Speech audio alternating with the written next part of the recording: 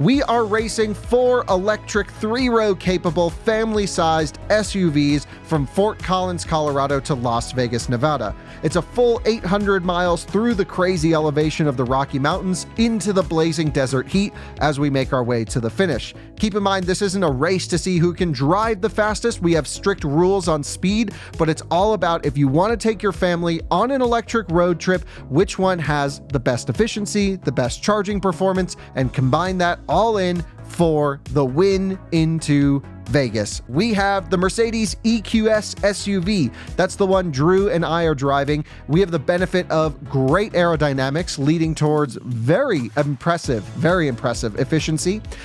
Although we have a lower EPA range rating than the Rivian, which has the highest official range rating, the Mercedes goes farther in the real world. You just can't trust EPA range ratings. We've proven that many times. The charging isn't class leading on the EQS SUV, but it's fairly consistent, and our thermals are good, and we're battling some issues with our route planner, but stay tuned. Drew and I know what we're doing. The next car is the Tesla Model X, piloted by Ryan and Lacey. They have the highest peak charging speed and the best efficiency. So that is really the Tesla advantage here. They're aiming to use Tesla's car and charging network to its fullest extent. Next up, we have the Rivian R1S, piloted by Jordan and Andreas. It's a dual motor variant equipped with a max pack, and though the EPA does rate it at 400 miles like I mentioned, these guys barely stretched it 300 miles on the first leg, stopping in Grand Junction at the Rivian Adventure Network charger. That ended up being kind of a disaster because it was completely full and one charger was down, and so their speeds definitely gave them a setback on the first charging session. The wild card here, and the cheapest EV in this test by far, is the Kia EV9. We just named this the best electric family vehicle in terms of space and car seats, but will it be good on a road trip? Well, Max and Dominic are driving this particular one, and they have an incredible charging curve that they can work with. The thing is, do they know how to maximize the car? Fingers crossed that they learn they got to charge deep with this one and really stretch the range. I hope they can get down and really understand how this car works. They have the lowest range on the highway out of all of these vehicles because it has a similar 100 kilowatt hour battery pack to the Model X, but it's kind of shaped like a brick. So they're really going to have to use that charging curve to their advantage. And like the Mercedes, they're essentially limited to Electrify America, and the other vehicles can use Tesla Supercharging Network, and the Rivian can use their chargers. Where we're picking up is the teams have made their way to the edge of Colorado in the previous episode, with the Tesla and Kia leading the way after their first quick charging stops. Although they're also going to need to charge soon in Green River, Utah, and we know Green River, Utah can screw you over. Meanwhile, the Mercedes and Rivian just left frustrating charging sessions in Grand Junction and are set to stretch it further, leapfrogging the others soon enough. The Rivian and Mercedes we plan to go past. That's where we're picking up. Let's get into Race to Vegas Part 2. This is where we get to see who wins.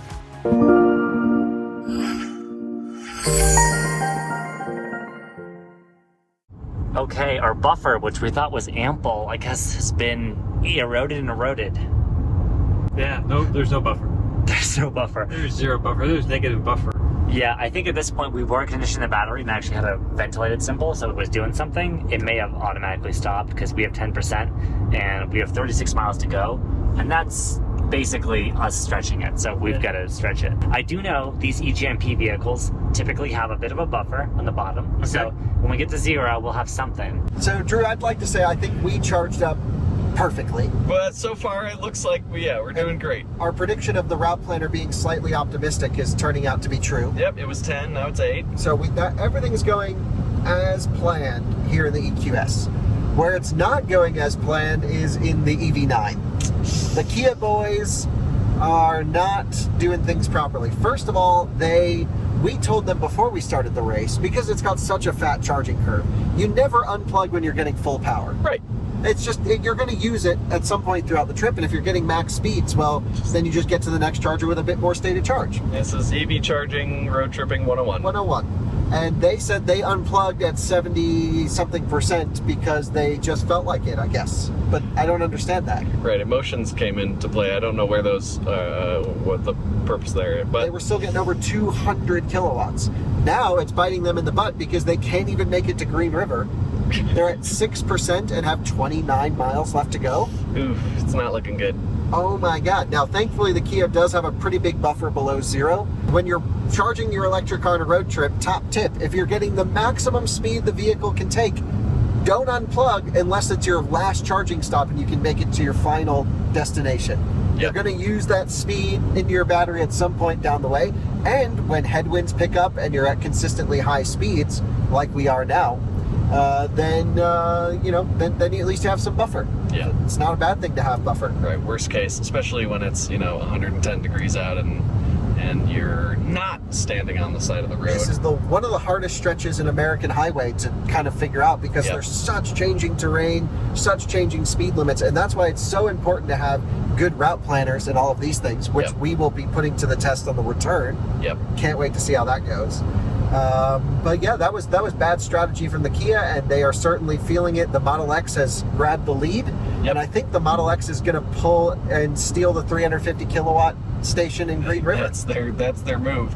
Could be a good strategy. It really could be, and then the Kia's going to be stuck on a 150, which is really like 175, so pretty close to the maximum anyway. Yep. But that's the benefit of some higher voltage. But yeah, we're cruising in the EQS. Things are going as expected here. We're at 50% state of charge, 146 miles left to go, which would indicate a 300-mile range on a full charge. And to be honest, we may even have to drop the speeds a little bit towards the end. We'll wait. Yeah, we'll see. But when we get into the mountain section, the speeds drop anyway, so that might help us. Sure. I definitely think this 8% is pretty... A little optimistic, yeah. Yeah, I think it's going to be very low single digits for us, like 1 or 2. We're just going to feather it in. So we have 26 miles to Green River, Yes.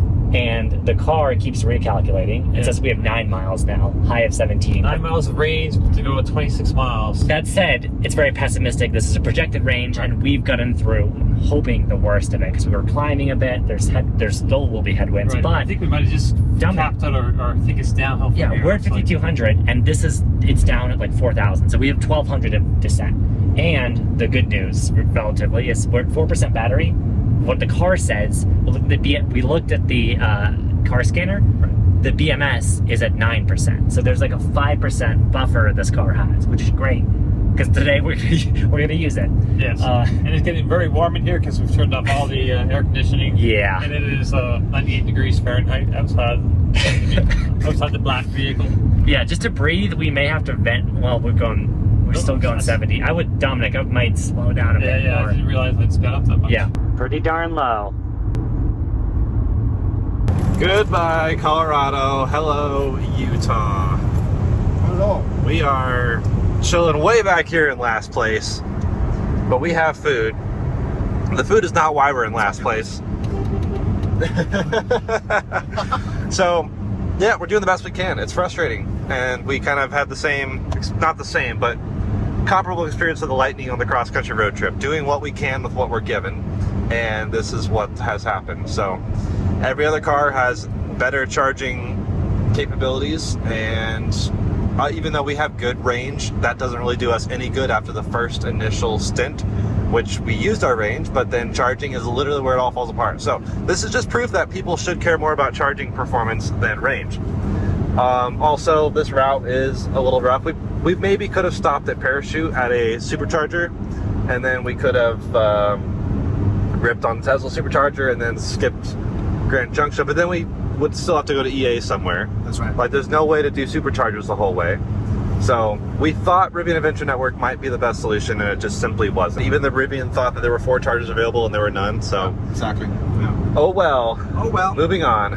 I think though that we can maybe push it to Richfield. That's currently navigating us to Salina, Yeah. which is a little tiny bit of a buffer if we try to go to Richfield. So we'll see. Yeah, we can always draft behind a semi on a safe distance, of course, Yep. and slow down, right? Yep. Put it in neutral, whatever. All the tricks. Yeah. We'll get there.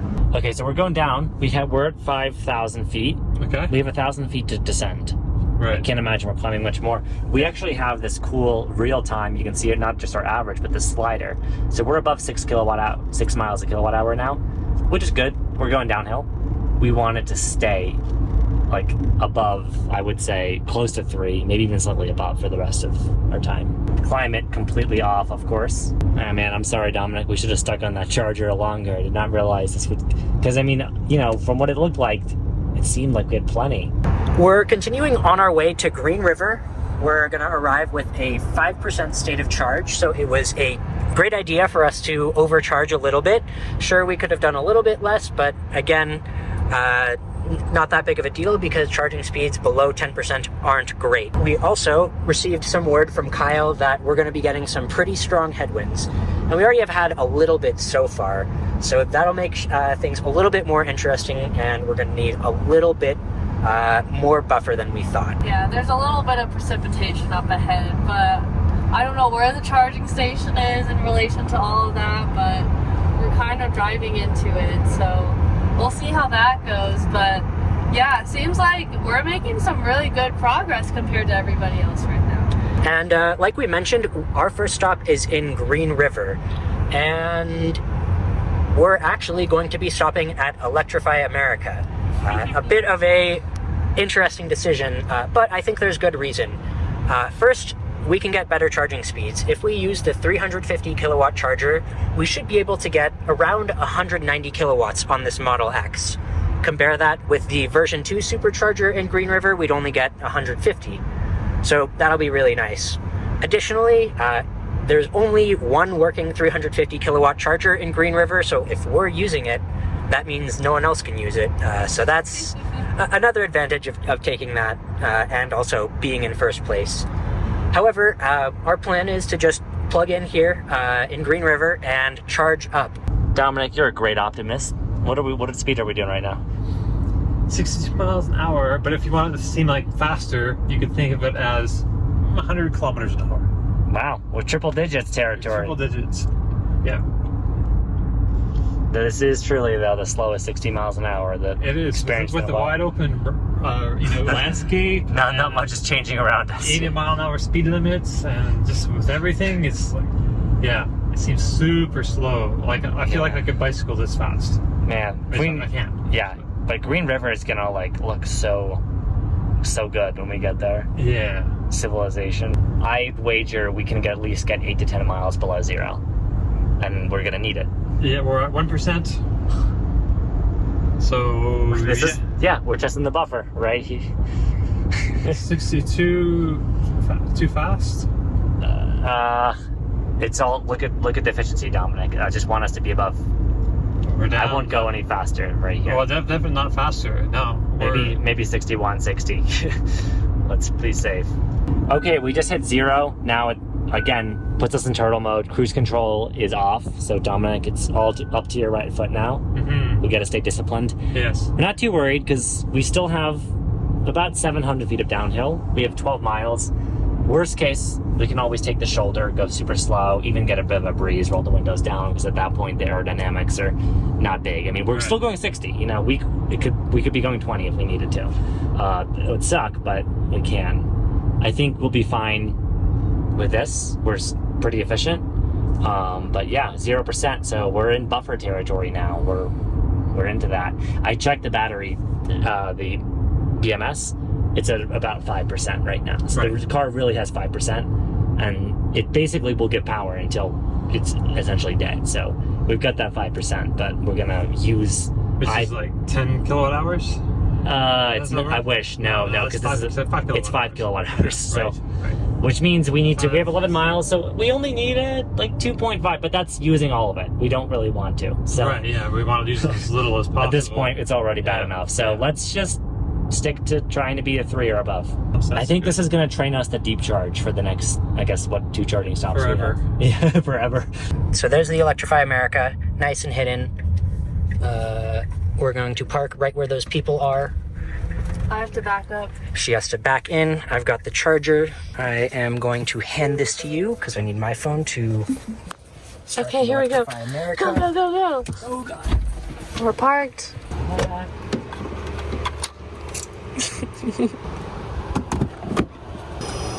We hear some sounds. That's promising. We'll give it 30 seconds or so. Yeah, let's see how long it takes. Start air. God. Alright, give it one more shot. Should we try that one? Okay. This says plug in first. I always activate on the app, it looks better. But we're having this problem.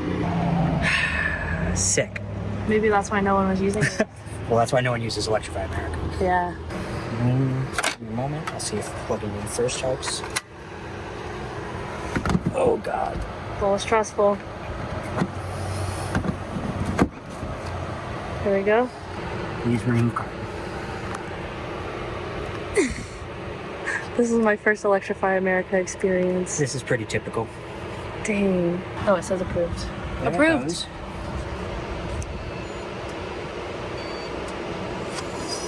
There we go. There's some sounds. Wait. But we got the sounds already.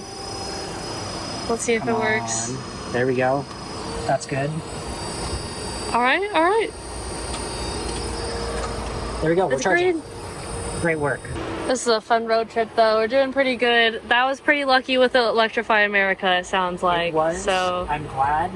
Hopefully this will ramp up pretty soon and we'll see an actual advantage. right now it's saying 145 kilowatts, so... Yeah, the risk with Electrify America is exactly what we just saw, in that activation can go wrong, it's slower. Is it going up already? Yeah. Oh, So nice. that's where we're going to have a benefit. At best, we would see 150 kilowatts at the Tesla supercharger, so this is nice. This will be helpful well into like 40%. Awesome. Well, hopefully we see the EV9 pulling up at some point.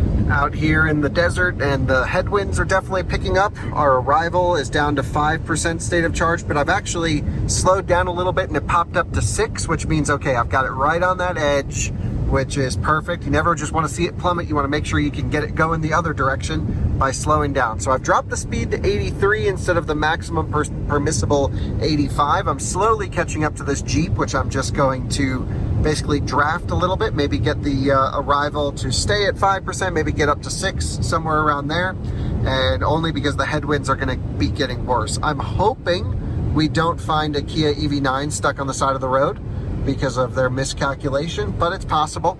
We really don't know if they'll make it or not. And one thing is for sure is our battery pack is warm in the EQS. You can see we have the temperature warning on the screen. It's been there since we left, but we have the high voltage battery preconditioning enabled. So we have every eco function on possible, except I don't like how when you put it in full eco mode, it shuts off preconditioning. Yeah. We have preconditioning on. So we'll get a monster charging session in Salina. Our fingers are crossed. That is the only way we can get this thing back into the game. We're not far away from the first place, guys. We're only about 15 minutes away. Yeah, no, from it's them. a tight race so far. For sure. So actually, I forgot. I got a draft behind this Jeep. We're both moving over together, slowly crawling our way up to him, which means he's going like 82 and a half, which is the perfect speed. Oh, look, we're up to 6 already, even without drafting. Okay, Kyle is still about 10 miles at bay, and we are 40 miles an hour on the curb, emergency lights on, because we really... It just on a little uphill section there. And look at how it kills us. We're already, even doing this, we're at 2. It's 2.3. This is the wind must suck right now. It's killing us. Just when we were thinking it might get boring, Yeah, suspense comes in. Oh, they're the undead horses there. Wild West kind of threw Dominic off. Man, if you couldn't notice, we're a little sweaty right now. Yeah. For many reasons. It's hot in here for some reason. Yeah. We're at stress. 2% real BMS, so we're doing okay. We only have like 1.5 miles, so yeah. Now the really, yeah, we can take them off. The real bad news is that Ryan is there. Kyle said the 50 rated one could actually be a 350 because Electrify America will often actually derate them. Okay. So it's possible that it's truly a 350. Let's give it a shot. If it's not, we'll do the 150. We are approaching Green River, Utah, and the Kia has just pulled off to head to the charger. The Model X is getting full speed. I think Drew and I both agree while the Model X could use the 200 plus kilowatt charging they're getting now and then unplug and go to Salina, I think that's probably too much risk at EA stations and traffic. It's only another 25 or 30 miles past Salina to get to Richfield. Right. I think they should just charge up enough to get to the next V3, which would be Richfield, just to mitigate their risk or limit their risk at charging stations. But they definitely got the move getting into Green River. All right. I believe that is the Kia pulling up. Hey, Max. It's been off by the last little bit. Hey, guys. How was the drive? Those headwinds knocked us out. Oh, yeah. No, you guys had to start slowing down. Climate off, so how are you guys feeling? Pretty overheated? Yeah. We were figuring out water supplies, but we were... Oh, it's raining. It's raining. Oh, here comes that rain. They're pretty thick raindrops, too. Oh, that's good for you guys. Cool, your little charging is... Yeah. You guys are getting great speeds. Yeah. How long do you think you guys will be at the station for? We'll find out. We have a few options in play still. You guys Okay. are in Richfield. Yeah, we're going to Richfield. Well, I'm gonna get ready to go. So you guys have fun hanging out here for a while. It's through the thunderstorm. You guys let us know how it goes. Drew, we are in Green River, Utah. The Model X is at like 42% charging, monster charging session. Yeah. Really good, you know, considering that they can only get maximum. This is where they're going to be coming onto the highway. Yep. And we have 37%, they have like 43%. So we have roughly the same amount of energy in our battery packs right now. Yep. And since they're slightly more efficient, they can probably go a bit farther. But if you'll notice, the weather is getting pretty bad right now. Yeah, the Huge wind's wind. starting. We're officially in first place, and the Model X is going to be unplugging any second now to head to Richfield, would be my guess. Oh no, our Jeep is leaving us. And look at the crazy wind out here. This is how strong it is. Just going through craziness. And the rain is stopping and weather's looking good. So I'll switch the parking lights back to auto lights, and we got a cleaner windshield out of it. Dominic, bad news. Usually close around 1 and 2 p.m., but some days as early as 11 a.m. to noon whenever they feel like it. So we're here, I guess, a few hours too late. We are exactly at 200. 201, so we've crossed the 200 threshold. All right, at 64%. And seatbelts. Go, go, go. I'm ready to go. Okay, they were getting 100 kilowatts at 63%. That was pretty slow, so they're leaving. Now we're off to Richfield, and we're expecting to arrive at about 15%. Oh, 17%. Whatever it's gonna be, around there. We'll see.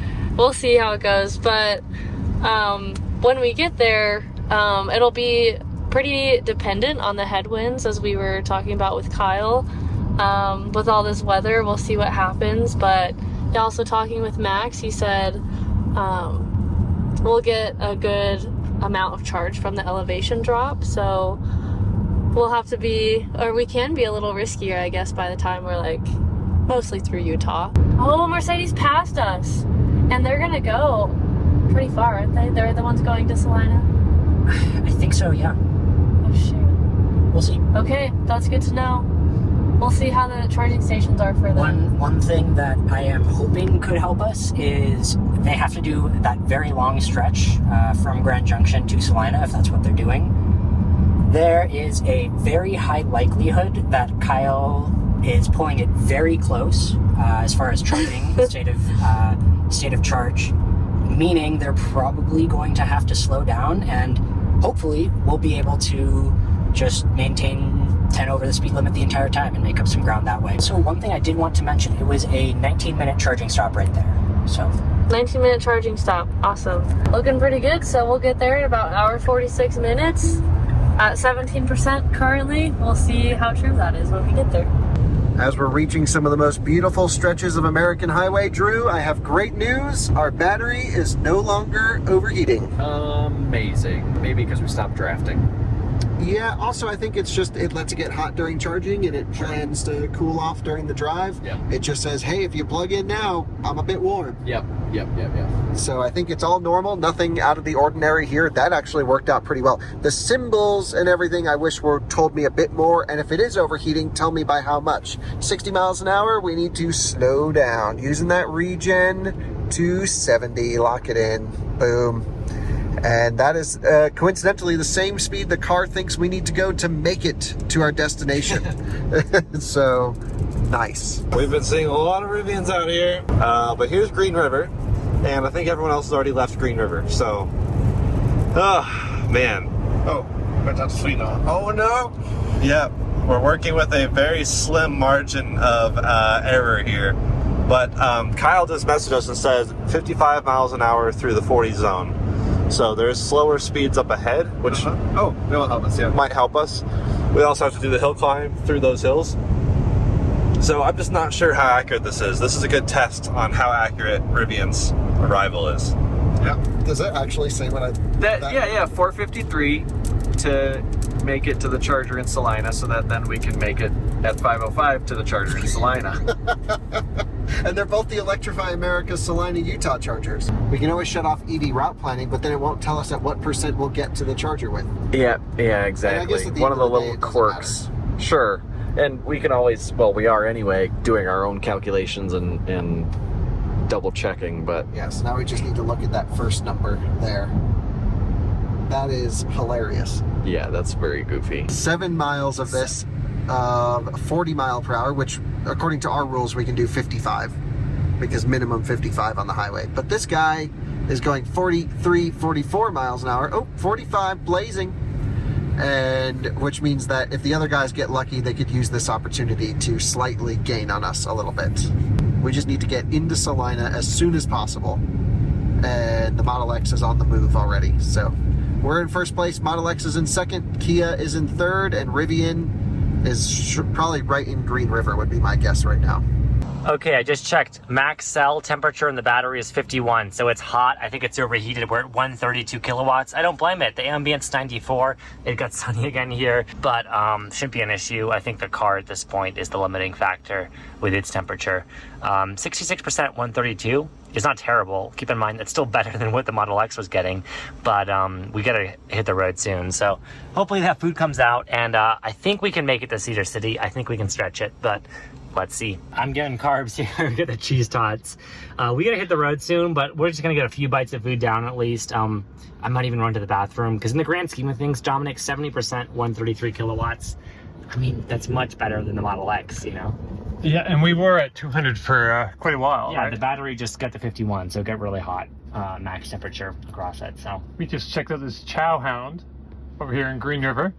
So the Green River gamble has been pretty good to us, because although the only available charger said 50% in the app, it was 350 class. I mean, getting here was rough, but the charger has provided. And oh my God, it's another R1S. Look at Dominic. Yeah. The bikes, they're fully, also, I bet, Colorado. Yeah. They're from Texas. Oh, look at that. Look at that. And we have an R1S that's pulled in beside us as well. So we should probably get going. All right, Team Food has broken into the dots. Oh yeah. Not sponsored. Anyways, what is up with Rivian route planning? If I do, look at this. We've been navigating to Richfield, and it was like, oh, you can make it there with 8 miles remaining. Now it got down to 2 miles remaining. Then it decided to add a charging stop. And instead of adding Salina, which makes perfect sense, it told us to go turn around and go back to Green River, which makes no sense. If I then end the trip, navigate to Salina, it says we can make Salina easily.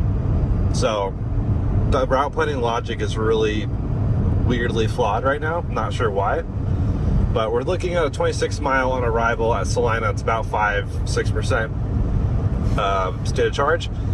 We'll see. That should give us enough to ink our way over to Richfield. We also know there's some slow speeds up ahead because Kyle reported on that. So hoping that can also improve our efficiency if we're forced to do some slower speeds. It's a bit delicate balancing act, as is eating the right amount of snacks. Yeah, honestly, that's anyway the priority here. The dots are open. And the M&Ms too. More snacks down. Where's Dave? But we need a. Hey, sitting back there maybe, hiding. So far, I mean, we've already been in this construction for a couple miles at least, and we've been going as fast as we agreed to go through these construction zones. So that's good. I think there is a chance that other teams could get stuck behind that, like something like that caravan ahead of us. Still anybody's game. Yep, it'll be interesting to see how it plays out. Okay, we are going back on the highway. Dominic's not missing a beat. So what's the situation? We came in right below dead. Yeah. And we're at 80% where we were leaving the charger. So we went from 0 to 80 in like 35 minutes. Not ideal. not terrible actually.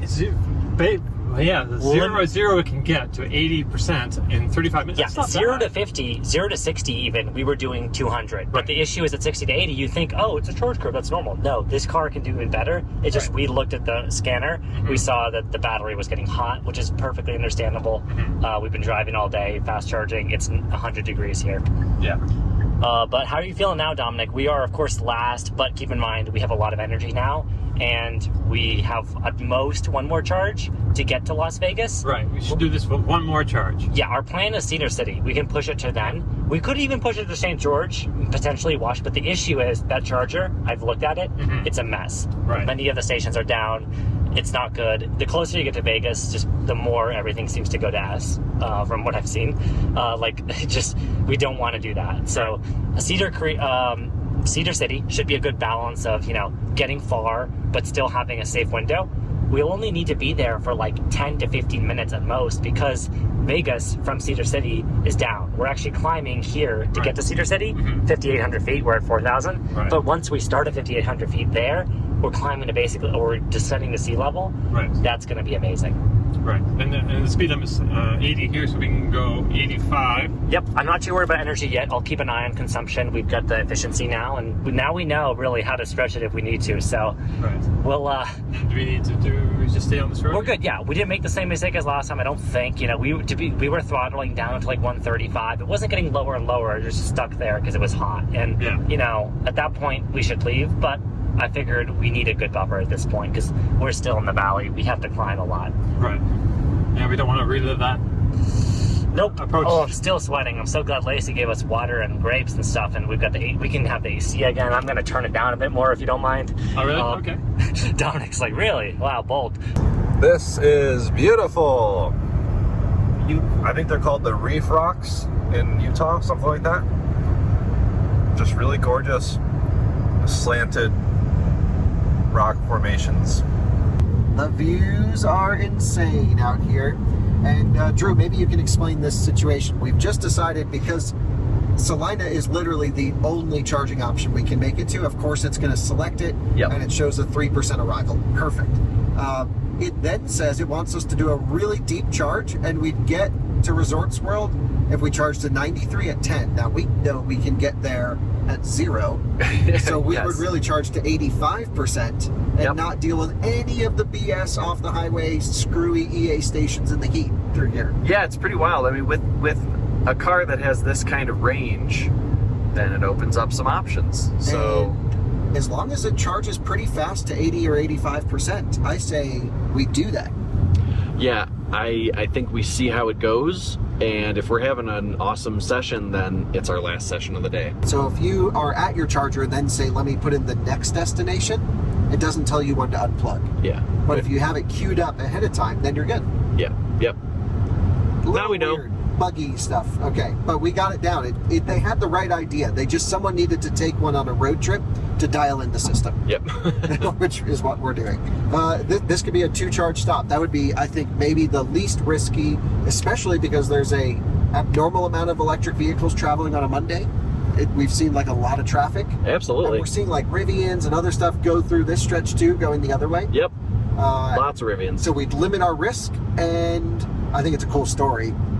2 stops to Vegas. Yeah, that's pretty crazy. Yeah, totally. All right, we hit a painfully slow construction area. Fortunately, everyone's restricted to the same painfully slow. So we have to do 55, which is 56 indicated, which I did just triple verify, is 55 GPS. So this might help our efficiency a little bit. Yep. But it feels so slow. We got some cool scenery, but unfortunately we're just being led like lemmings by a very slow Ford Explorer in front, who may be a cop, but not ideal. 43 miles an hour. And this time it's not by necessity on our end. No. But speed limit's 80. Yeah. Well, good news is we have 2 options, Dominic. We really only need 1 charge to Vegas. The question is, we can get way past Richfield, which is where I think that's where the Tesla's stopping. Right. That's where the Rivian's stopping. I don't know about the EQS, but what we can, so we'll leapfrog them. I forget where the EQS is stopping, but I'm not worried about the Tesla or the Rivian.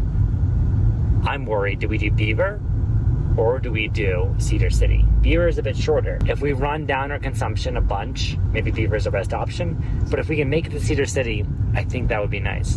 Guys, we are coming into the final hill climb. We have a 1% projected arrival, but what I don't know, and Drew and I think the car does know, is we have to crest the top of the hill, and then it's all downhill into the charger, but we can't crest the hill below 0. So I hope it's factoring in, like, at some point to get up to the peak right there, that we still need at least 1% state of charge, because we are currently at 5%. Now, the EQS has a nice feature that says this is the speed you need to drive to make it to the destination at 1%, and we are right on that speed, right at 70.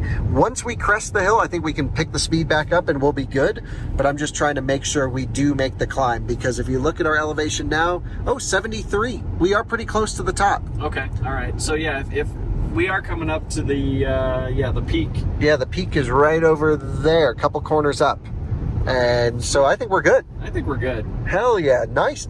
This all route planning stuff, now that we got it dialed in, this is all working wonderfully. It shows our arrival here. It shows how fast we need to drive to make it there at that state of charge. It's not freaking out. It's just giving us the right amount of info. We just got our first power limit here at 5% state of charge. We're down to 80% maximum power, 75% maximum power out of the battery pack. That's fine. We would expect 70%. It 70, but hey, that's all good. We're now down to 4%. we're losing power pretty quick. 60. Yeah, but look, now the thing is so confident. It says, hey, you can bump it to 75. I'm just going to make sure we crest the hill. Makes sense. I think we should be able to. I think it's probably accurate, but the summit is literally right here, and then we'll rip it down in. The Rivian is in second place now. So we're in first. The Rivian's far behind. We are way out in the lead. Guys, this is the chart of where we are. You can see that's where we are. The Rivian, pretty far back, I have to say. And then the guys, the Kia and the, what is the other car? Model X are all the way back here. And this should be the summit, Drew. There's the sign. There we go. Sweet. Yes. Amazing. Summit. Okay. And you can see we actually stayed at low speed, and now the Mercedes says stay at that speed. So that felt pretty good. Now we can, I think, pick the speed up a little bit, and so a couple miles an hour up. Yeah, I mean, we have, what's the speed limit? 26 miles to go at 3%. It's all down here from Miller, right? Yeah. So this would freak most people out. Yeah, right. I'm like, hey, hammer down. Yeah. Okay. So let's. Well, go 77. All right, on the way we go, and we're in the lead. We're going to be maximizing. What we need is a 350 kilowatt charger available. With 2 of 4 available currently, that doesn't leave much hope. So max 150 kilowatt is available. The 350's used. Another 350's open. Okay, sweet. So we need that one. We're climbing, Dominic. We're at 6,750 feet, and Cedar City is only 5,800. So, Right. you know, So even though downhill's coming up. yeah, and it's 204, and the car is averaging 170, but that's because we've been climbing a lot. Right. All right, more shenanigans with the Rivian, I guess, charging situation, route planning. If I go to Tesla in Ridgefield, which we think we can make it to, it says no, you have to stop and charge. You'd think logically you'd stop here in Salina, which we've navigated to before, and it said we can make it. Now it's saying to go completely out of our way to a level 2 charger on the Rivian Waypoints network. Oh. So level 2 charger, I think? Yes, J7072, 11 kilowatts. Charge there for 2.5 hours, then go to Tesla. Someone explain to me how that works. Let's see, if I remove this stop though, maybe that'll let me remove charging stops. It might be a very scenic charging spot. Now it says we can't make it. Okay, continue. Now it's add charging stops. Will it do the same thing? Probably. Nope, now, well, yep, it does. So, back to the drawing board with that, I think. Drew, bad news. Uh-oh. The Mercedes says we're not going to make it. Oh, snap. And we're on the downhill. Yeah. Because we're at 2% with, now it doesn't even know about the charging station because it says we couldn't make it there anyway. So we should cancel guidance and put in Salina. Doing the good old neutral stroll down the hill. And this is a great way to just balance that natural air resistance versus no losses of regen or output. You don't want to do this at super high speed, but right now we're going about the speed I would want to go, and at least we're making sure we don't have any energy loss by outputting or recuperating. I do have the windows cracked just slightly, but not enough where it should impact our aero. It's just enough so we don't bake and die in here, although it is close. You excited? We're about half an hour from the next stop. You think we've got a chance at passing him around his next stop or two? Yeah, we will pass them because our charger's after them. I'm pretty confident they'll pass us while we're charging, but we'll have to see exactly. And, the plan for the next stop is maybe park there for like 5 minutes? 5-10, a short charge. Very short charge. And we're just trying to hit maybe up to like 40%. No, because there's only 40 miles between the next two chargers. We'll see exactly what makes the most sense. It might make sense to skip it, but we'll have to see. Yeah, I feel like we've played it pretty safe and it didn't really work out for us in the beginning.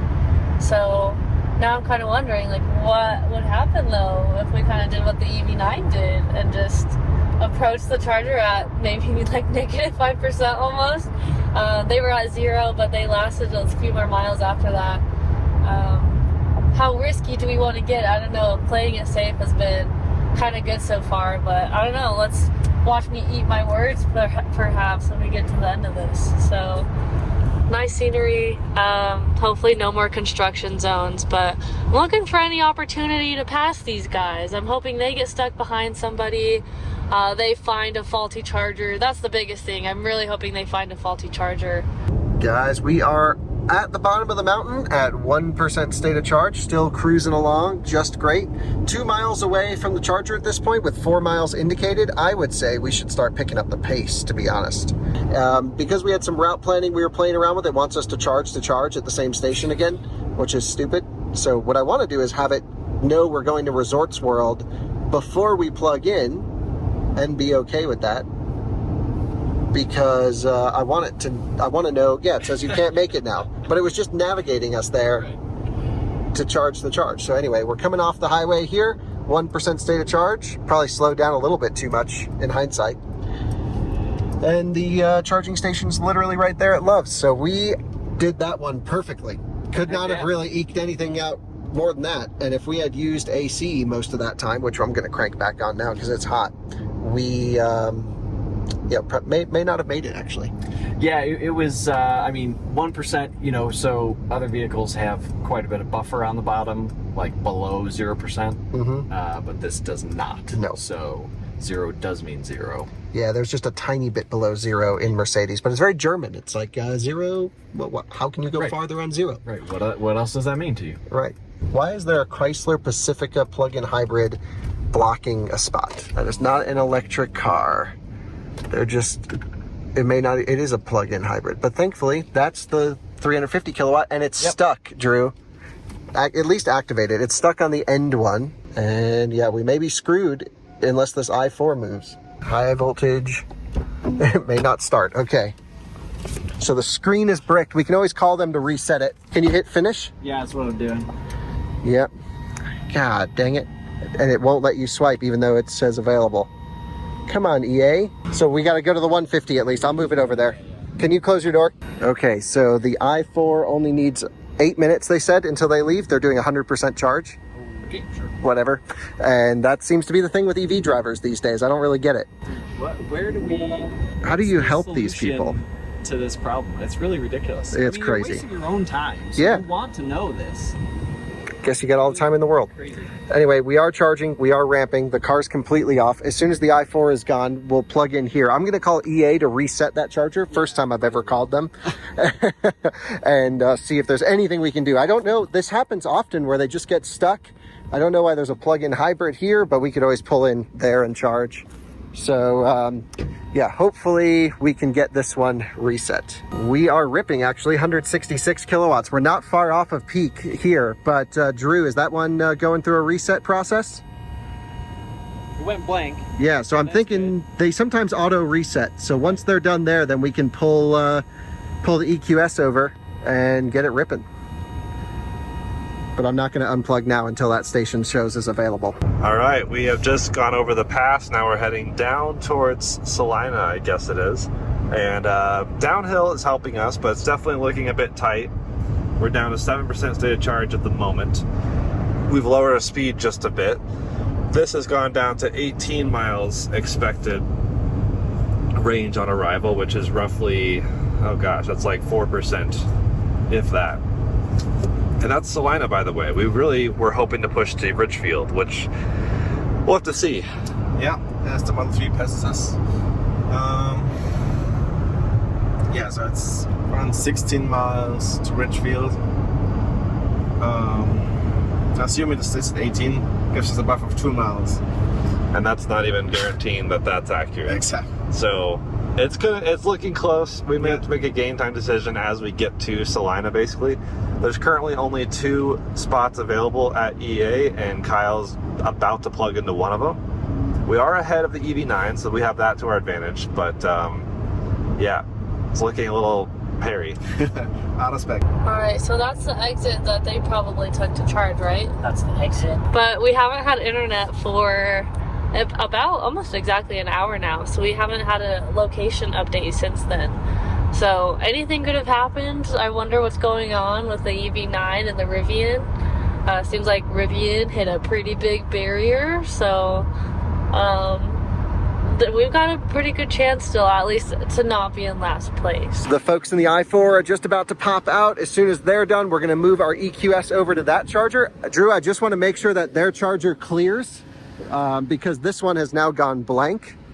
So once they are out, super nice people. They got their, yeah, free charging. Okay, let's hit finish. There, good. Okay, so once they're out of the way, I'll get in the driver's seat and get ready to, what are we getting, by the way? 171 kilowatts, pretty good. Yeah, not bad. All right, let's do it. 0, turn on. There we go, into drive, full throttle. Into reverse, whoa, go into reverse, not neutral. Full speed, park, cars off.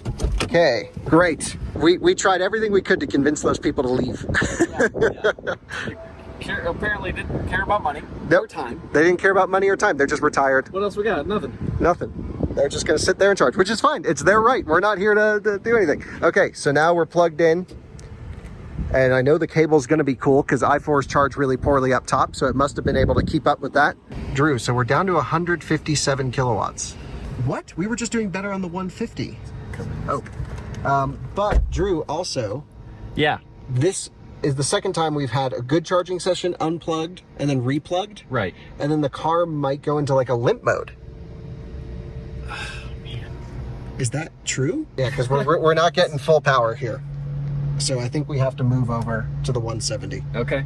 All right. Let's do it. So, all right, let's do the switcheroo before this Rivian gets the idea. Okay, we're now back where we know we were getting even higher speeds. This is more of an experiment because at this point, whatever, but we think it's possible that because we stopped it from the charger, is that how you stopped this one last time? I did stop it from the charger. That might throw the Mercedes into some freak out mode. Okay, yeah, I could see that. It just lost its, power from the, yeah. Yeah, so now we've stopped it from the car. And if that's the case, then we move back over here. No, I think we're fine here. So Drew, I think it's the car goes into a limp mode because we were just doing significantly more on this charger. This is the first one we went to. Right. Okay, so we should, if this ever happens again, we know not to unplug. We should charge till at least we can get to the next EA. We're certainly not going to do that 2-stop to Vegas thing. Yeah. Unless it significantly picks up charging speed. Yeah, for sure. So let's go get food, let's get snacks. And then we at least have the option to stop at another charger if we need to. Sure. Yeah, so let's let this thing just sit here. So I've just run in and grabbed a bunch of waters, some healthy snacks, and some lunch for myself. Drew just went in to use the restroom. There's a nice R1S here, not our R1S. The other guys should be coming in perhaps from this direction, I'm thinking. The EQS should hopefully still be ripping. I'm gonna come out here and babysit the charge and wash the windshield. I'm worried in the EQS that could be their last charging stop. Right. Yeah, it's gonna be tough. Yeah, because it's all downhill to Vegas. Right. So we'll see. But yeah, I'm confident we can beat the Tesla. I'm pretty confident we can beat the Rivian. I don't know about the EQS. It's not looking great so far, unless something goes wrong for them. Just being realistic, you know, it's crazy. Like, after Coast to Coast, I don't know you, Dominic, but you've done 2 driving sessions and 1, but this does not feel that long, right? I mean, we're approaching our 3rd and hopefully final charging stop. Right. It's not like 20 or I can't remember how many times we charged across the country. In the Silverado, we did like 10. I don't know how many you did in the Rivian. Probably more. More, yeah. So this really is, it kind of goes by in the blink of an eye. It's, you know, I think the Rivian got a huge boost by having all that initial range. I think the longer this trip would go, the better we do just from our charging. Right. But I'm not sure it's going to be long enough for us to really show supremacy. I don't want to call the flag too soon, but we're still going to do well. We are at the south end of Richfield at the Supercharger. They somewhat recently put in this one, a lot bigger, and it's a version 3, so a good addition to what used to be a pretty rough spot. So we're gonna be there for like 2 seconds. Not very long. Not very long at all. Don't even close the door. Here we go, here we go. Stopped. Unplug and replug it back in. This one's not working. All right. Unplug it. I'll move to a different one. Damn it. That's pretty unfortunate. Hopefully this one works. How's it looking?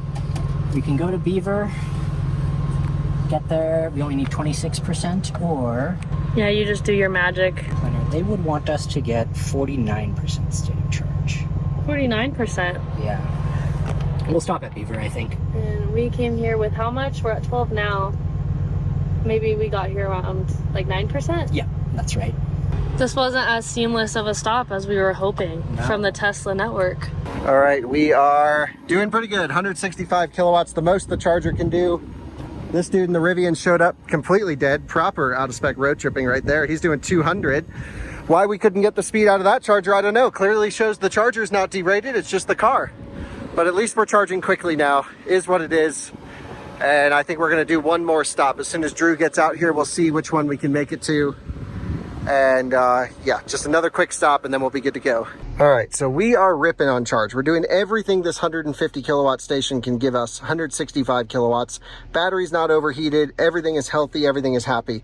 The only problem is we couldn't get the 350 kilowatt to work, and that one never actually rebooted.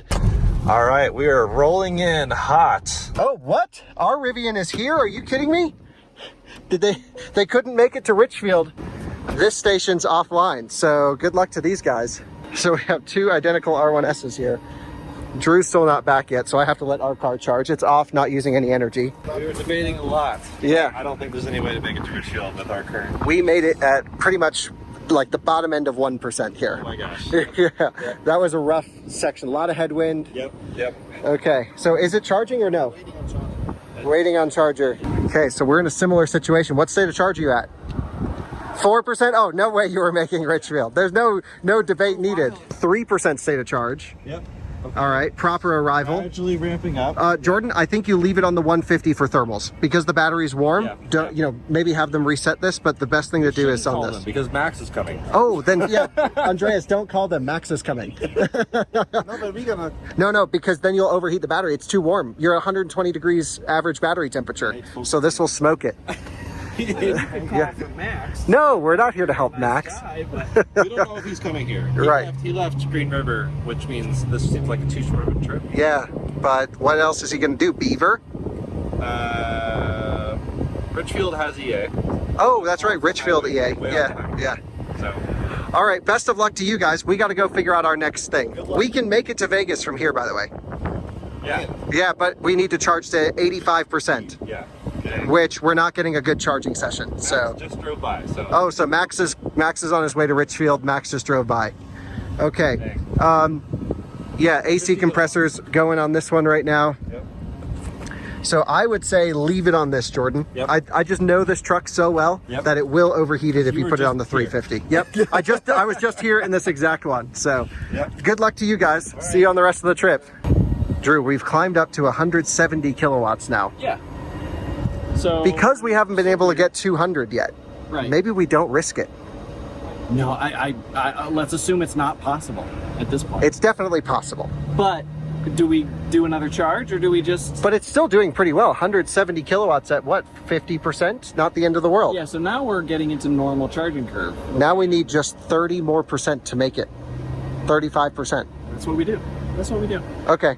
All right, so once this hits 5%, that's when we'll probably take off. And you did get a location update? Yes, looks like they are all either nearly at or in Salina, so we're 15 miles ahead of them and about to unplug. It's now up to 194 kilowatts, which is, it's not bad, but I was really hoping to get 250 because that's where we'd get a real advantage over the other vehicles. That was literally the whole point in driving the Tesla.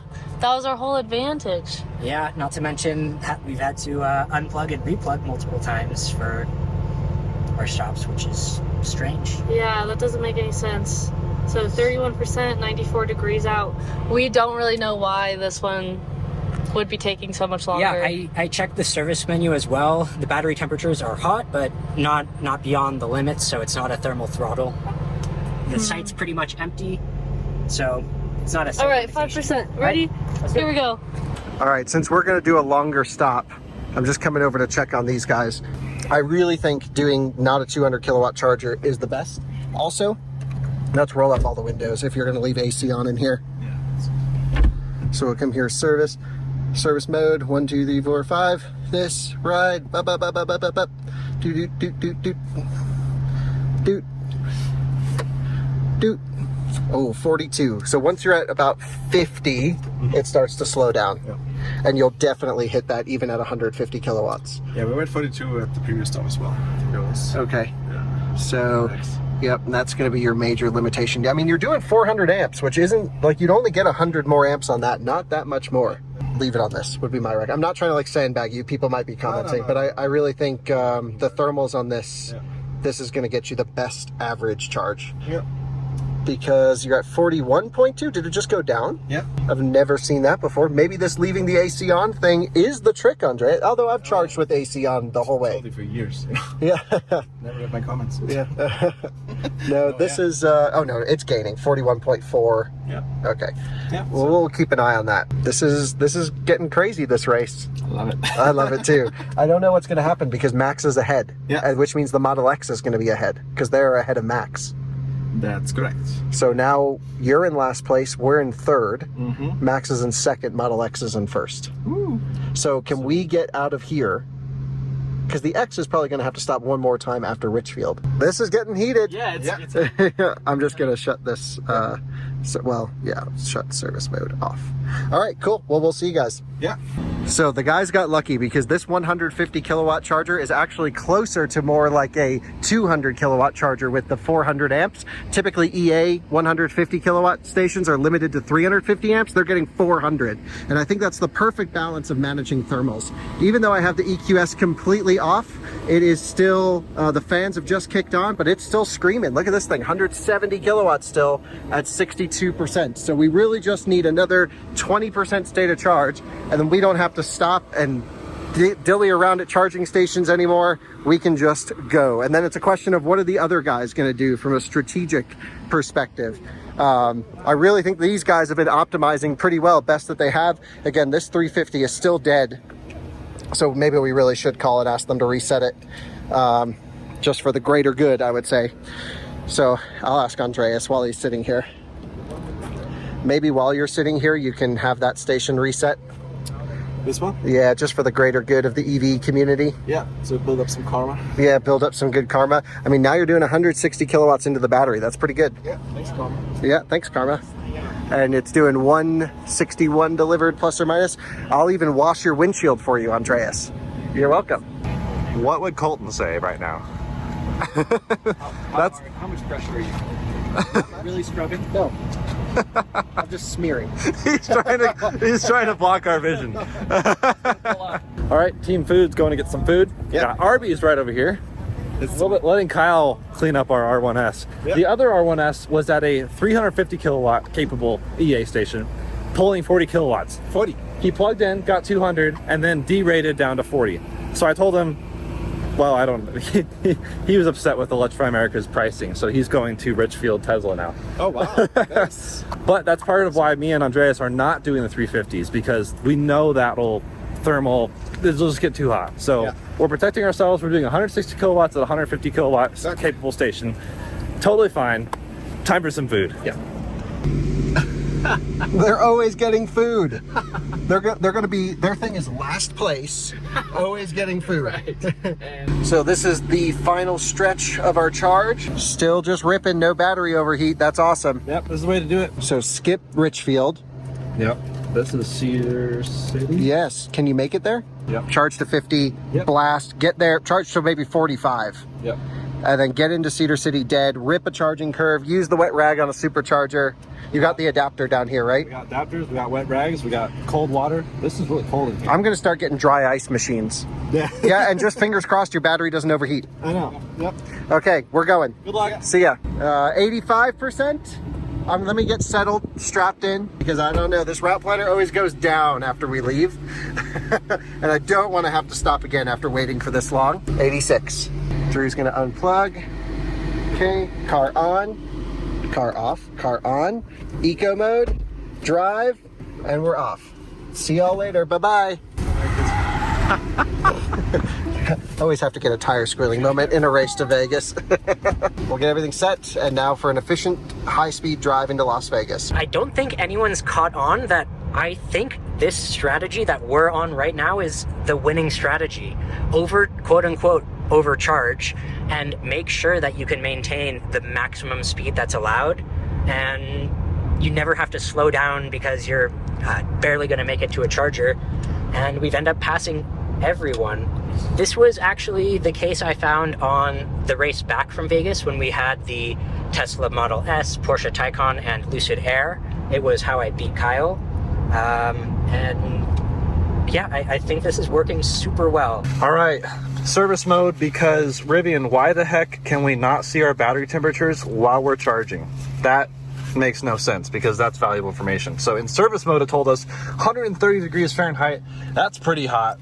Maybe they didn't want us to see people to see how hot it gets. Might get scared. Might get scared.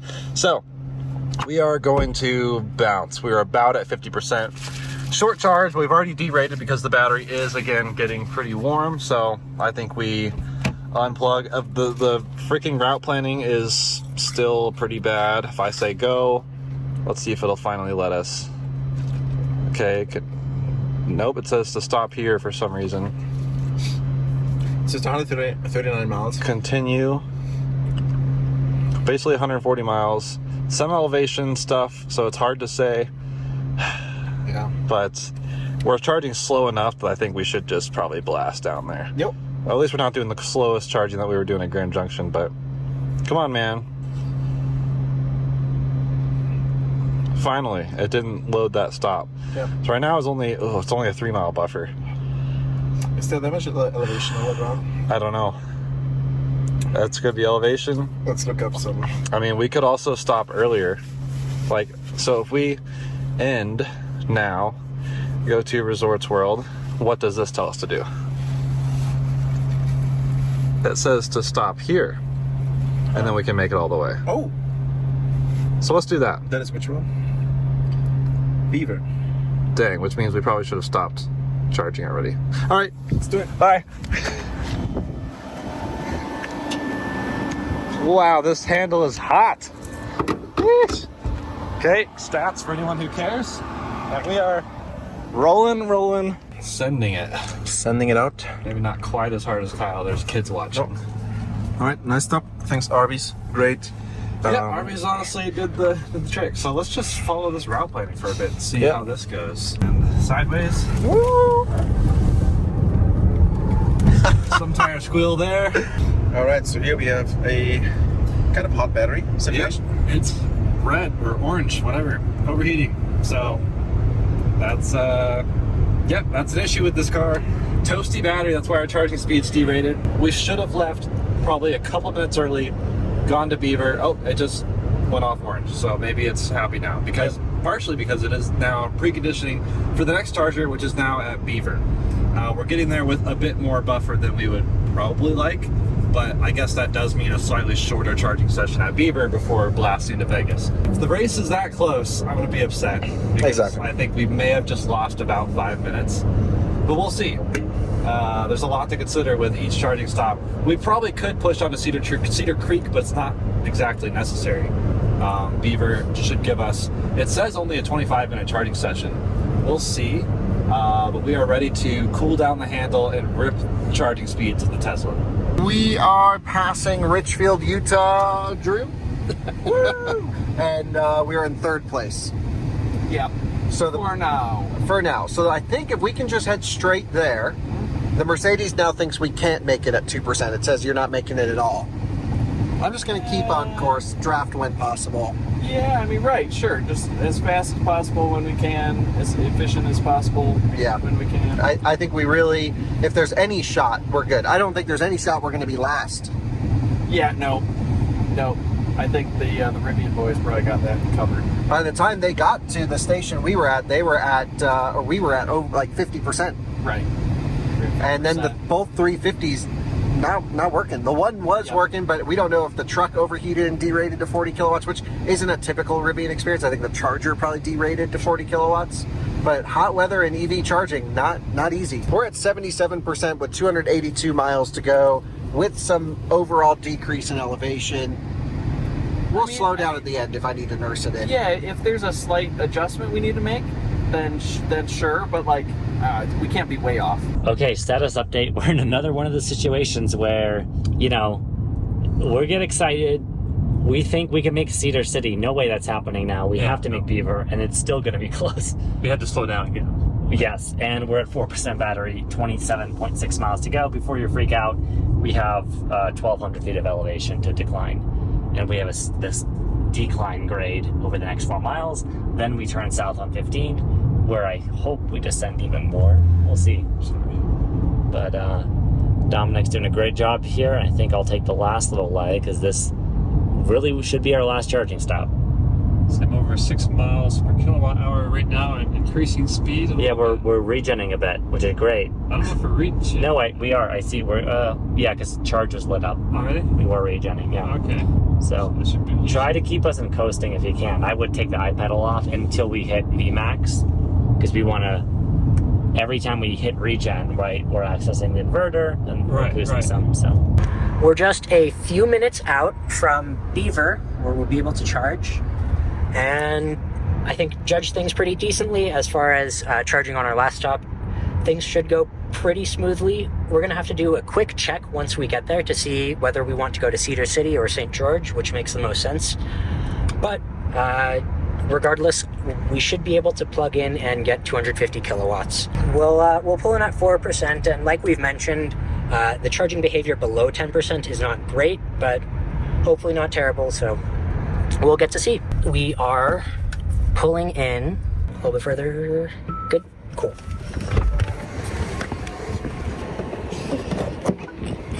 Come on. Supercharging. Yep, we're good. Great work. Looks like we're finally getting that 250 kilowatts, which we haven't really experienced yet and at any of these visits. I guess maybe at the beginning we did, but yeah, there we go, right at 250. That's a nice stop. I don't know how much we want to charge by, but we'll probably have like about the same margins. okay, we found our new favorite friend, this Transwest truck, going real slow on the hill, which is what we need, because we are at buffer essentially now. We have we're in the buffers. 5% battery, and then that's it. So if that, 4.5% now to go for 13.5. So the good news is we're up at 65, 70. So we've got to drop like 600 feet. But yeah, we're emergency lights on. We're just drafting him a bit.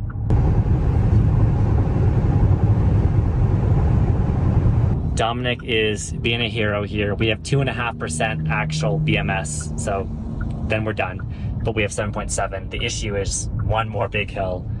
Even the slowest of semis are passing us, but we're doing 35. I mean, we just cannot afford anything else.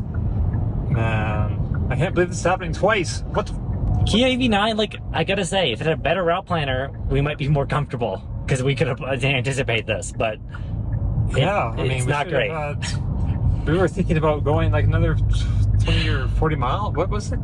We were thinking we could reach Cedar City, but that's clearly we're gonna reach Beaver barely. So yeah, well, hopefully.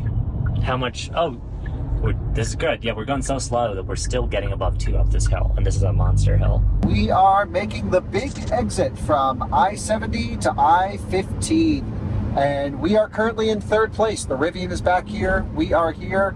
Max is almost running out of charge in the Kia right there. It looks like Ryan is charging in Beaver, perhaps, or continuing on. I'm not sure. So we are not in last, but I think once we figure out sort of our efficiency on this final leg, we don't have to charge anymore. It's going to be really close. We may not be able to hold full speed, but Drew and I were discussing the problems we've been having with the EQS are not driving. It's very efficient. It's every charge stop. We got to like move around and then the car freaks out. We're just going to go 80 instead of 85 on this stretch. Sounds like Max and Dominic have severe miscalculation disease. I don't know what's going on, but they need medical attention for sure, one way or the other. We prescribe a betterrouteplanner.com. Not sponsored. I think we just sit behind a truck. So here we are rolling up on this guy. And if we just stay even this distance, which isn't that close, we're being sucked. Look, I'm only using 10% power to go down the road now. Yes, it's amazing. And we're already in an egg.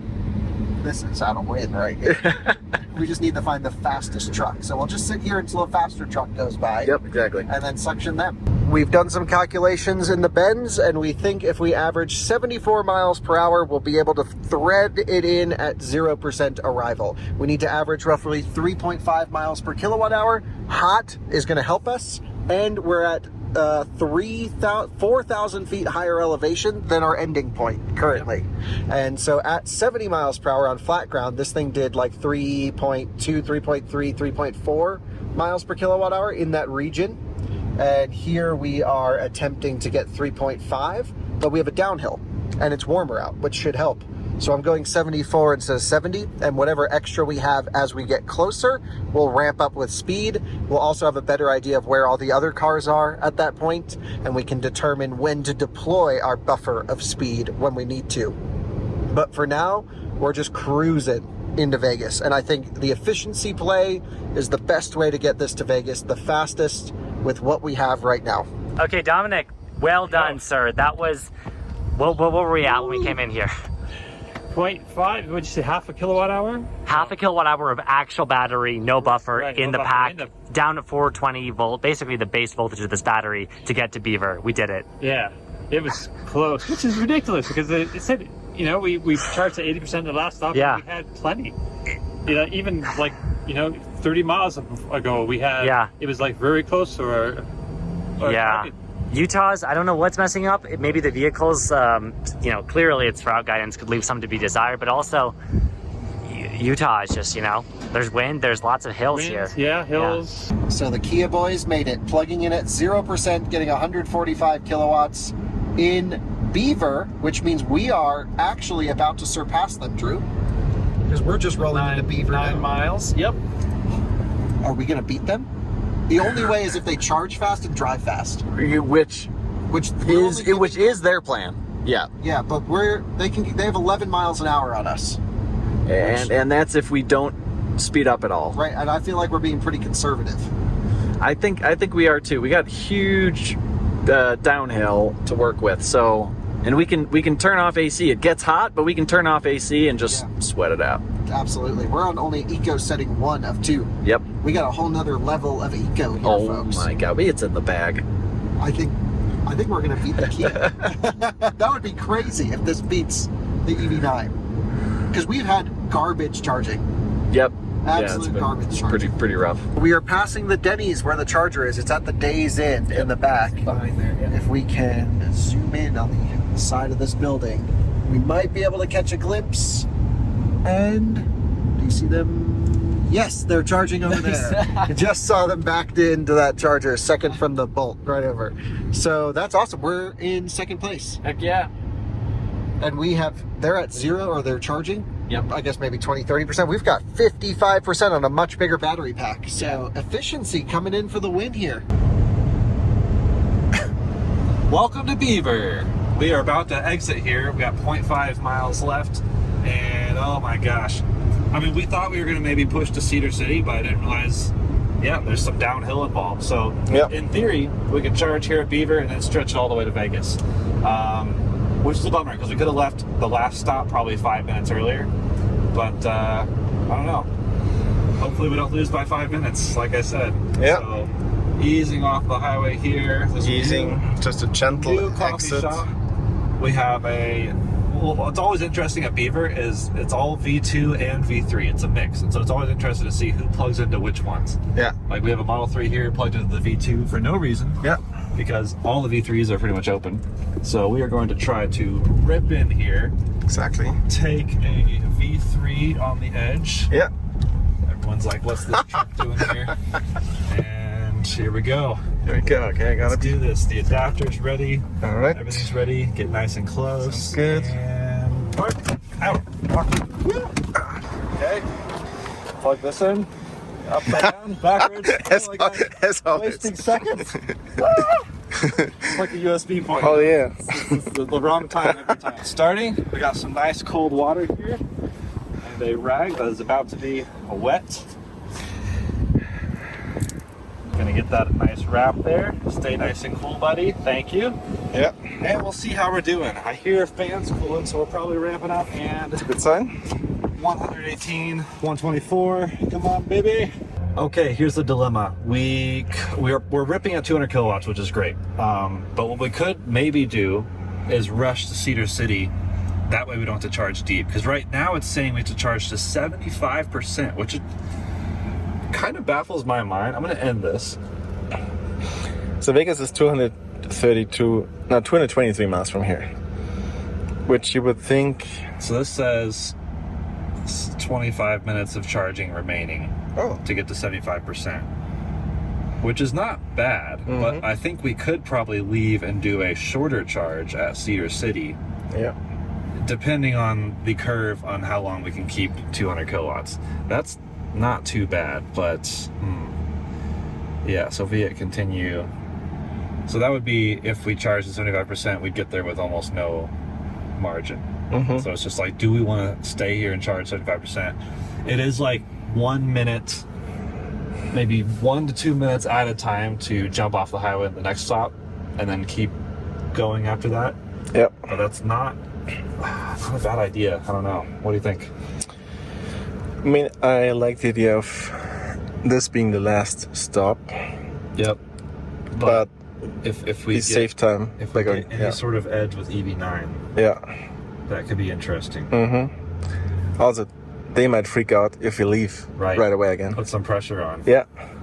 So that's interesting. We could go to Cedar City right now. Yeah. It's only So what do we get? We could go right now and have 27 miles remaining. That's good. But we're also still putting 202 kilowatts. We're still, we probably shouldn't dip while we're still pulling 200, but maybe we won't hold 200 for very long. So I think I'm gonna hit the bathroom really quick, throw some trash out. Yeah. Sounds good. I think we do it. Coffee. Let's go.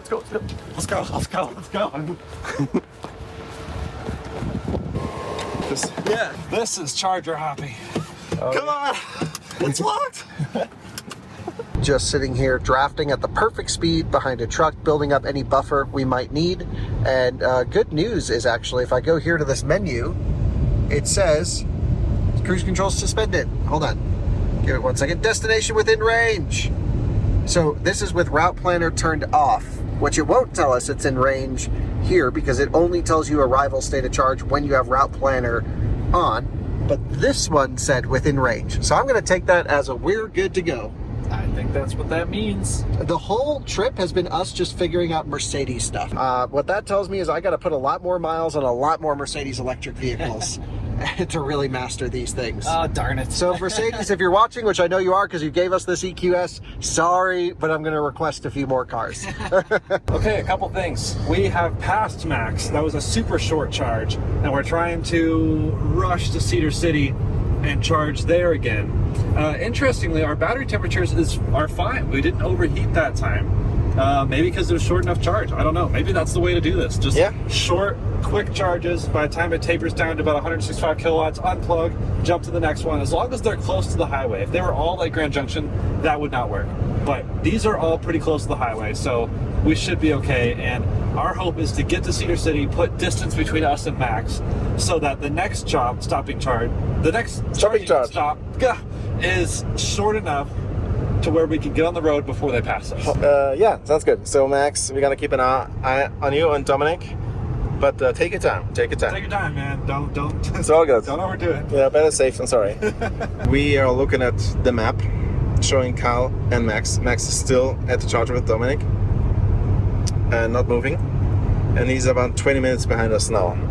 This is going to be close, folks, because look at this. Max, our next charge, as predicted by Rivian, will be about 20 minutes. Max is about 20 minutes behind us. I can only assume about to unplug, which is hopefully their last charging stop. That's the only reason they're still there, is if they're deep charging. Yep. Deep-ish, like whatever that means, to get them to Vegas. So this last charging stop has so much riding on it for the back of the pack. This is like an F1 race. We have the front of the field, the front. Oh, the Ferrari and Mercedes, well, I guess it is Mercedes, are up there. And the back of the pack is back here. And we're trying to we're floundering about trying to figure out what to do, because we just have worse charging, and I guess Max and Dominic have worse range. They have decent charging, but I think they would have done a lot better if they had done a quick charge like we did and then bounced to do another quick charge. Exactly. That's the winning spirit of the EV9. I think it does hold its charge pretty deep into the curve, like pretty high charge, but this is gonna be close. Yeah. Closer than we thought. I don't know about the front two people. That's really creepy. Very creepy. That is terrifying. So I don't know about the front of the pack, but the back of the pack I think will be super close. Who's gonna be last? It can't be us, Andreas. It cannot be us. It can't be us. I refuse. It can't be us. Okay, Dominic, we're at 84%. We've calculated. I mean, it's pretty easy math. Almost 100 kilowatt hour battery. Right. 84 kilowatt hours. That should be what we need to Vegas. Right. Almost full speed the whole way. It might be a little low, but hey, we've learned to make it work with much less. So. Well, And- hopefully we won't have to crawl. We'll be in a city, which will have its ups and downs. But Right. anyhow, I think it's time. Are you ready? I think I am. What are we at? 84? 84 still, but it's a high 84. We've been here for a bit, and we're down to 50 kilowatts. Okay. We just got down, so. Okay. All right, we're pulling out of that supercharger back on the road. Yep. Max is taking over the wheel. Yep. I think I'll get this last leg. It Yeah. should be the last. That's our last charger. So we need to make this EQS do 100 and how many? 78 miles on 44%. Yep. We've shut the screens off best we can. We've got Climate and Eco Plus. I've got one level of cooled seat on so we don't completely die. You've got 3 levels of seat on. Sorry. So sorry. Sorry to the viewers, but we're not shutting the ambient lighting off. Only because we'd have to turn the screens back on. That would probably burn more energy than the ambient light. Yep. What did you say? That's 2 watt hours? Yeah, maybe less. Oh yeah, definitely less than 2 watt hours, because I don't think we have about 2 hours of driving left. Sure. And these are not pulling 1 watt. No way.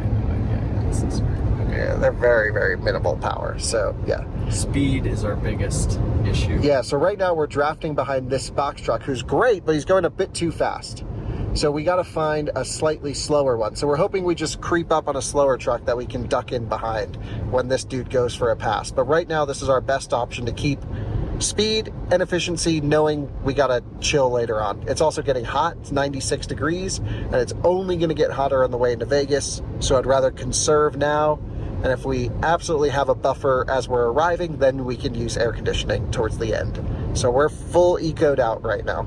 At this point, Dominic, there's really not much we can do. Like, Right. We're getting to Vegas. You know, we've done, I feel like, has this trip been perfect? No. No. We've made, I think, 2 mistakes. One, we just couldn't leave around traffic in the beginning, right? Right. But I think 2, our killer thing was just, we should have done more math and been less confident in the vehicle's range estimates. Right. Because when you think about it, this is not that big of a battery, and we've been learning it. So yes, of course, this vehicle can get well over 3 miles a kilowatt hour in town. At highway speeds, I haven't driven the EV9 at highway speeds a lot. We're getting a lot less, obviously. So we've been learning on the fly, and we just need to charge deep. And unfortunately, charging deep means, because of how hot the battery gets and just the nature of, charging past 80%, even in an eGMP vehicle, it's not great. That's just implied. This is a bad road tripping vehicle. We're maybe going to get second, maybe even third place. Yeah. I'm hoping second. This is a challenging road trip too. This is not like most Americans' road trips. I feel. You know. But let's put it this way: all of these 4 EVs are compared to, let's say, 2 years ago.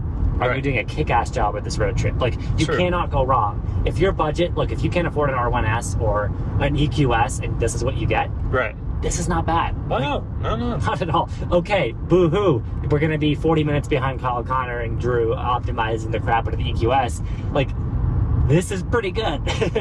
Yeah, but I do have to say, for normal people, the software, that said, we're not Kyle level optimizers, but we've been dealing with the software. We've been doing math, kilowatt hours, all that stuff. The navigation it's been tough. It's just not really. Yeah.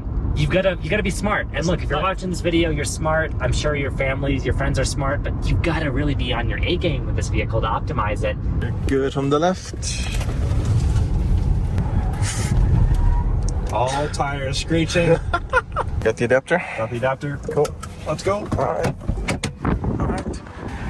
Locked in. Come on. I get the wet rag. Why is this such a slow ramp? Come on. Yeah.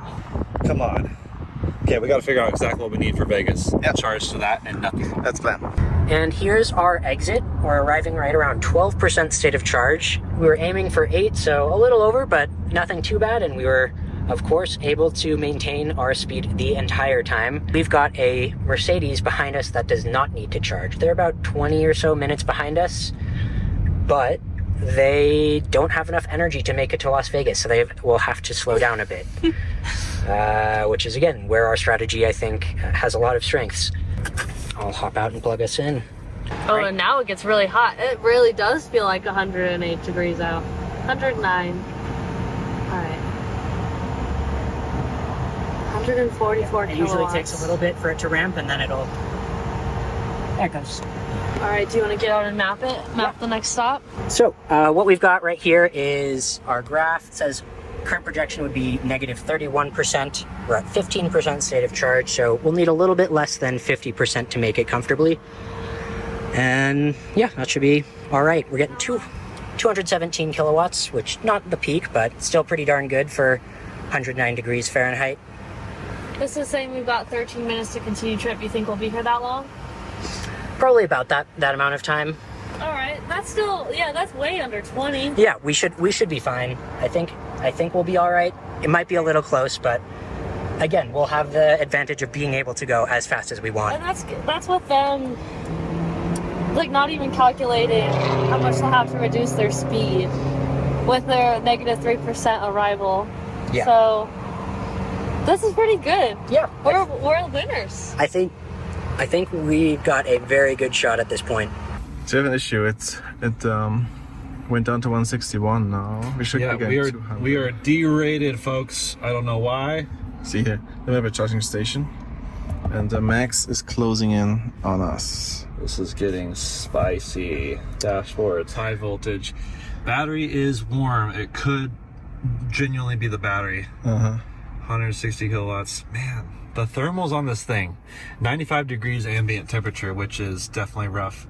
Maybe we Move should stalls. move stalls, But just in case it's a charging station.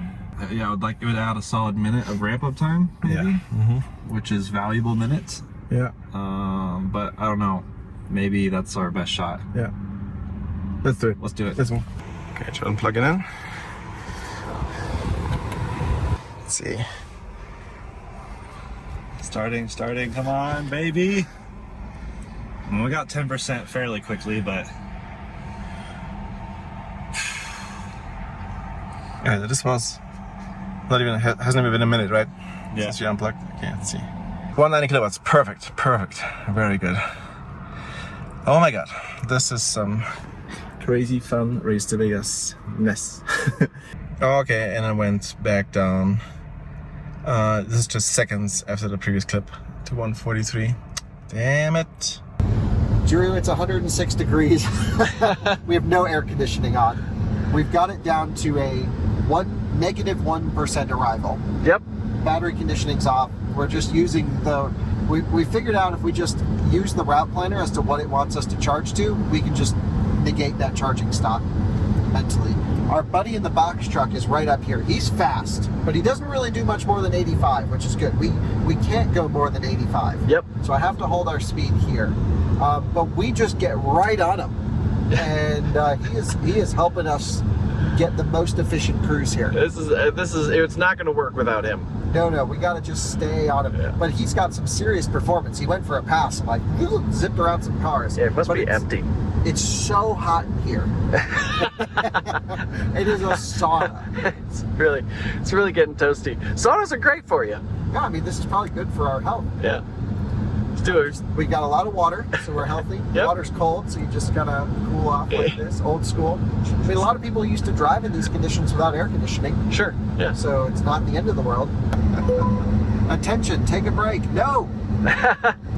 Get the Spirit, Mercedes. Come on. We gotta write a letter to the engineers with just a few little tweaks to dial this car in. Yeah. They're so close though. Yeah, it's pretty close. It's pretty great. Like once this thing gets supercharger access, because it's 400 volt, it's gonna match up perfectly. Yep. This might be the ultimate road tripper. Great driver assistance, nice tech if you want to learn it. Bold statements. And now we have a 0% arrival. We'll make it. Boom. We just stay behind Mr. Metro, who's absolutely sending it in a box truck everywhere. This dude's awesome. All right, so it's kind of funky. It's staying at 2% here for a while, for the past minute or so. And it still has right now 138 kilowatts. We just hit 40% not that long ago. So why do you think it's staying at 2% for so long? So I'm thinking what's happening is this is telling us that we could get there at 2%, but oftentimes, and we did see this when we changed our destination too far, it'll be like stay below 70 miles per hour to reach your destination. So I think what would happen if we were to unplug now is it would give us one of those warnings. And then once it starts increasing beyond 2%, then it's going to have no problems and we'll be able to get there without having to slow down. All right. That's my thought. Do you want to look at their locations real quick and just see how much we're gonna beat them by? I've been tracking. We still got a good bit of miles. Yeah. So Kyle is so far in second place with And the they're Mercedes. way back there, so. They're way back there. Wow, yeah, we definitely came in first, at least so far we are, but I don't see anything happening that would change that, so this is pretty good. We chose the right car, even though we didn't choose it. We got pretty lucky with it. I mean, for me, like I said, like being kind of new to road tripping in an EV, this is a great experience. Like, we didn't turn off the AC to save charge. We were like racing the whole time too, so we didn't sacrifice any of those kind of amenities just to get there, and we're still getting there in first place. Yeah, and we were talking about this briefly off camera, and if you go through all of our clips, you know, maybe we could have pulled in a little bit lower, hit perfect 8% state of charge, and maybe if we got able to charge on our first plug-in every time, if everything went perfectly, we might have saved maybe 10 minutes at most. So I think we did a really good job at maximizing this. All right, last stretch. We'll get there in an hour and 49 minutes, hopefully at 7%. One thing I do want to point out is we got there and left before I think any other Tesla. Did any Tesla leave while we were there? Yeah, they were kind of full. Okay, never mind then. Like almost every other stall I feel like was taken, so we found one kind of in the middle, but I think like 2 or so left. Okay, never mind then. But there's the 2 that were sandwiching us that are still there, so they're probably charging up a lot more than us. Yep. Yeah, turn the AC on. Yeah, it is hot. It started to get really toasty. I can't imagine what it'd be like in the Rivian. Oh my god. Yeah, so and just wanted to mention, we had the AC turned off while it's charging, and that's to make sure all of the energy all of the cooling capacity is going to cool off the battery. So, should be good. Yeah, and that kind of affected it more than I thought it would have. They were, last you checked, 13 or so miles behind us. Yep. So, we'll get there pretty quickly. I'm really excited for this. This was a great trip. I'll talk more about it, I guess, when we get there. I don't want to speak too soon, even though I'm pretty sure like we already would. Okay, we finally ramped up to 160, but it's already derating and Max is about to pass us. No! No, limited by charging station again. And our battery is fine. Like, it literally has to be Tesla limited. 130. Well, it just keeps getting worse the more we. That's crazy. Yep, that is crazy. Wow. So as it turns out, we should have stayed in Beaver. Yeah, but even a Beaver would have dropped to 150 allegedly. It would have dropped pretty quick. But honestly, we could have stayed and charged alongside Max and just waited till they left. Yeah. That would have been the move. Oh my god, why did we think about that? I didn't think about that.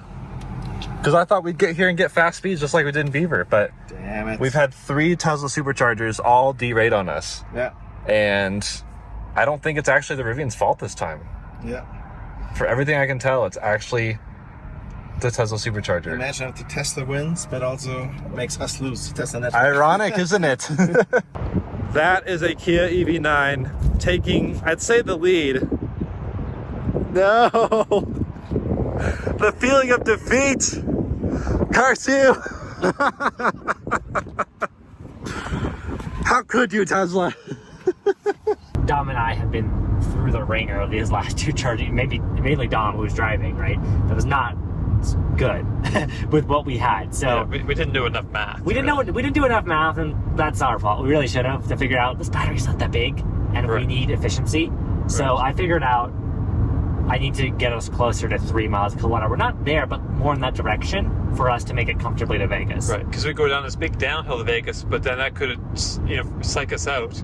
Because then we had to climb up. St. George, where it's all downhill, but then we actually climb a bit to Vegas. Right, it's that last stretch. We could get overconfident if we didn't do the math first. So this time we've done some math. This time we've done some math, and this time I'm taking, of course, the topography into account. It's a downhill, so I'll bump up the speed a bit. We're not doing anything crazy, again, but because we're planning ahead earlier this time, we can be more conservative with our speed scrubbing and not panic like we just saw an old Ford, F-100 truck on the shoulder. That doesn't have to be us again, hopefully. Also, good news for us is the Rivian seems to be having charging issues, and we've passed them. We're like, what, 5-6 miles past where they are? Yeah, I think so, yeah. So at this point, assuming we don't have to stop and we don't have to completely limp in speed, I think it's safe to say we're going to beat them. Right, if everything keeps going the way it's going. Well, I don't see it short of like cataclysm. I don't know how things could go wrong at this point because we're so far past them. Yes, we're gonna have to slow down at some point for efficiency. Right. But we're not burning unsustainably. Right. And we don't have to charge again. Right, and they're not gonna come flying here. I mean, it doesn't matter how good their traffic leading skills are, what traffic there is. At this point, I think it's safe to watch me eat my words later, but I think we're good. It's 109 degrees outside, Drew. It's got to be 130 in here. Yeah, it's more than that. Yeah. It's roasting in here. Especially with the drafting, still having the sun. Yeah. We are being cooked. Yeah, but this guy is epic. The Mr. Metro. Shout out whatever that is. Probably the name of the box truck manufacturer, but it's great. Drew, that's the Model X right there. They just finished charging, which seals the deal that we are not going to be first place, but that is close. Yeah. And that car charges at 250 kilowatts. Right. And I think is more efficient than we are. And we're in the same town with very similar energy left in our battery packs. They're at 55%, we're at 35, but bigger battery, so they have a bit more, but not by much. 140 kilowatts. Dang. I wonder what it thinks we have to charge here with 9 more minutes. So our only hope is if they have to stop and charge one more time. Yeah, we should. That's not likely. We should at least with the smallest buffer, because as we closer to Vegas, we will get an idea. Okay, we're gonna lose. We can still charge if you know. Yep.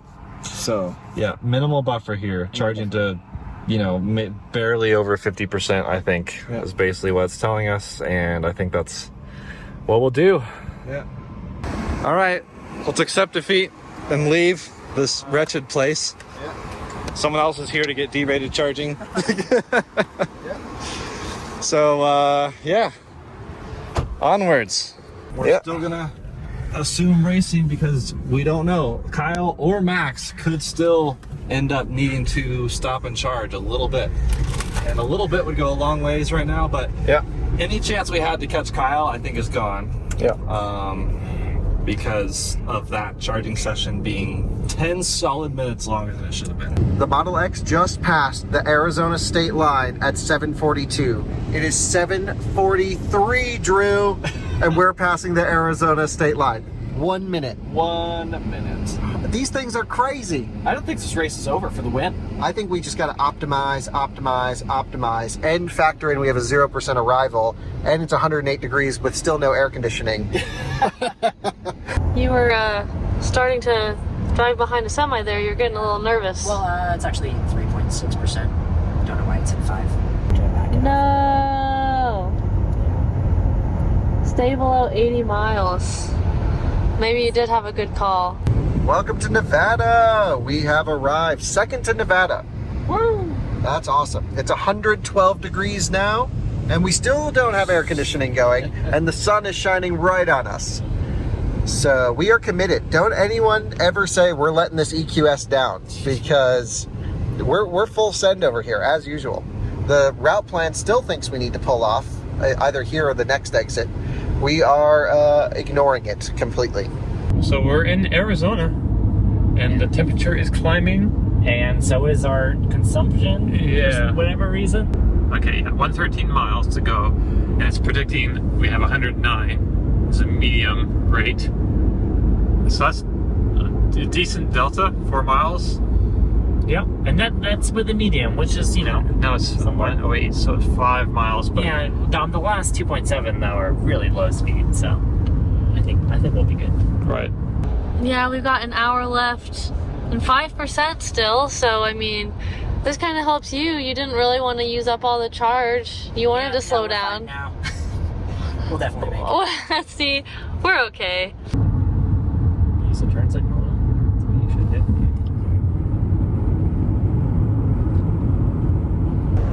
Gorgeous. Simply gorgeous. I so badly want to stop and fly the drone. Yeah. But alas, here we are racing. Racing. We should do a drone race to Vegas. There you go. So Jordan, what's the temperature outside right now? Andreas, it is 106 outside, and our battery's at 106. Our battery is at ambient temperature. It's amazing. So I totally understand Mercedes not wanting their customers to run out of charge, but I'm telling it, I don't want to go from 3 to 18% just to make it to our hotel at 15%. This would indicate a 0% arrival, best I can tell. But if I cancel out this station, because there's not many, I'll say, ignore the charging station. Yes, this is Electrify America, East Craig Road. I said, don't want to go there. Just tell me what I'll get to the station with, or get to the hotel with. Give me some indication. It's like, nope, you got to go back to East Craig Road. So then I go here and I say, don't plan any more charging stops. And then it doesn't say anything. Doesn't tell us what we'll get there with. Nope, no indication. So that's the most annoying thing about the entire route planner at the moment. It's like you either get its help, which gives you information you don't want, or just direction you don't want, or zero help, and then zero info. But I think, Drew, we're going to be just fine. We have a little bit of elevation gain to go. We've got 14% to go 45 miles. The car seems to think we can make it. We've been drafting trucks, but we just bumped the speed a little bit because we've noticed the Kia coming up. Yeah, that's what we have to just watch now is protecting our second place. Yeah, absolutely, yeah. So the Model X is gone. That's no chance at this point. Honestly, a lot closer than I thought. Yeah, oh, absolutely, because there's still it's only a few miles. And honestly, I thought the Kia would come second. I thought it'd be Model X, Kia, EQS, Rivian. Rivian's doing Rivian stuff, which is just inefficient, not great charging, overheating stuff. Yeah. They're doing the Rivian thing. So I think we should just ignore all of this, drive the speed limit until we see the Kia really come up, go to settings, turn this whole thing off, save every ounce of energy we can. We definitely need the Eco Plus airflow. For sure, yeah. We tried without it, and we would actually probably die. Oh, just with no fan at all? No, then we're just boiling. Yeah. So this is the best compromise, and we're going to get this thing to the Resorts World without stopping. Yep. It's the only way to protect second place. If we stop and charge, Kia's going by. Beautiful sunset over the mountains over there. If you can see that, way in the distance. Yeah, beautiful drive. We're not quite gonna make it by sunset, but that's partially because we left 50 minutes late, almost an hour late. So if we hadn't, we would have been there right as it was getting dark, which would have been awesome. Oh well, we always leave late here at Outspec. Playing with the speed right now because the rule is 10 over with 85 as a cap. We're doing 9, technically 8 over, because I'm keeping my state of charge on arrival at basically 1%, maybe 0%. I'm keeping this between 2 and 3 miles estimated when we arrive. And what's interesting is I don't know how fast Max is going, but Max is only like 10 minutes ahead of us.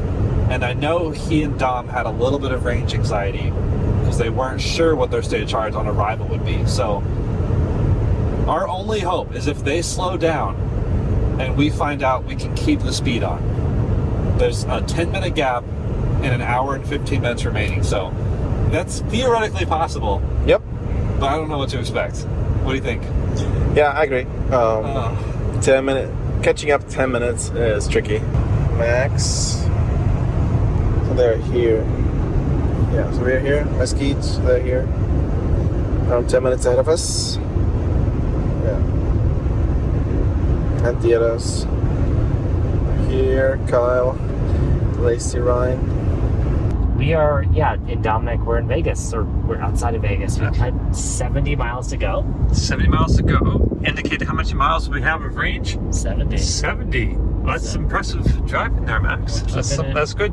Yeah. Keep it efficient. We're not, look, speed limit is 75. We're doing 61. So it's not great, but we don't want to.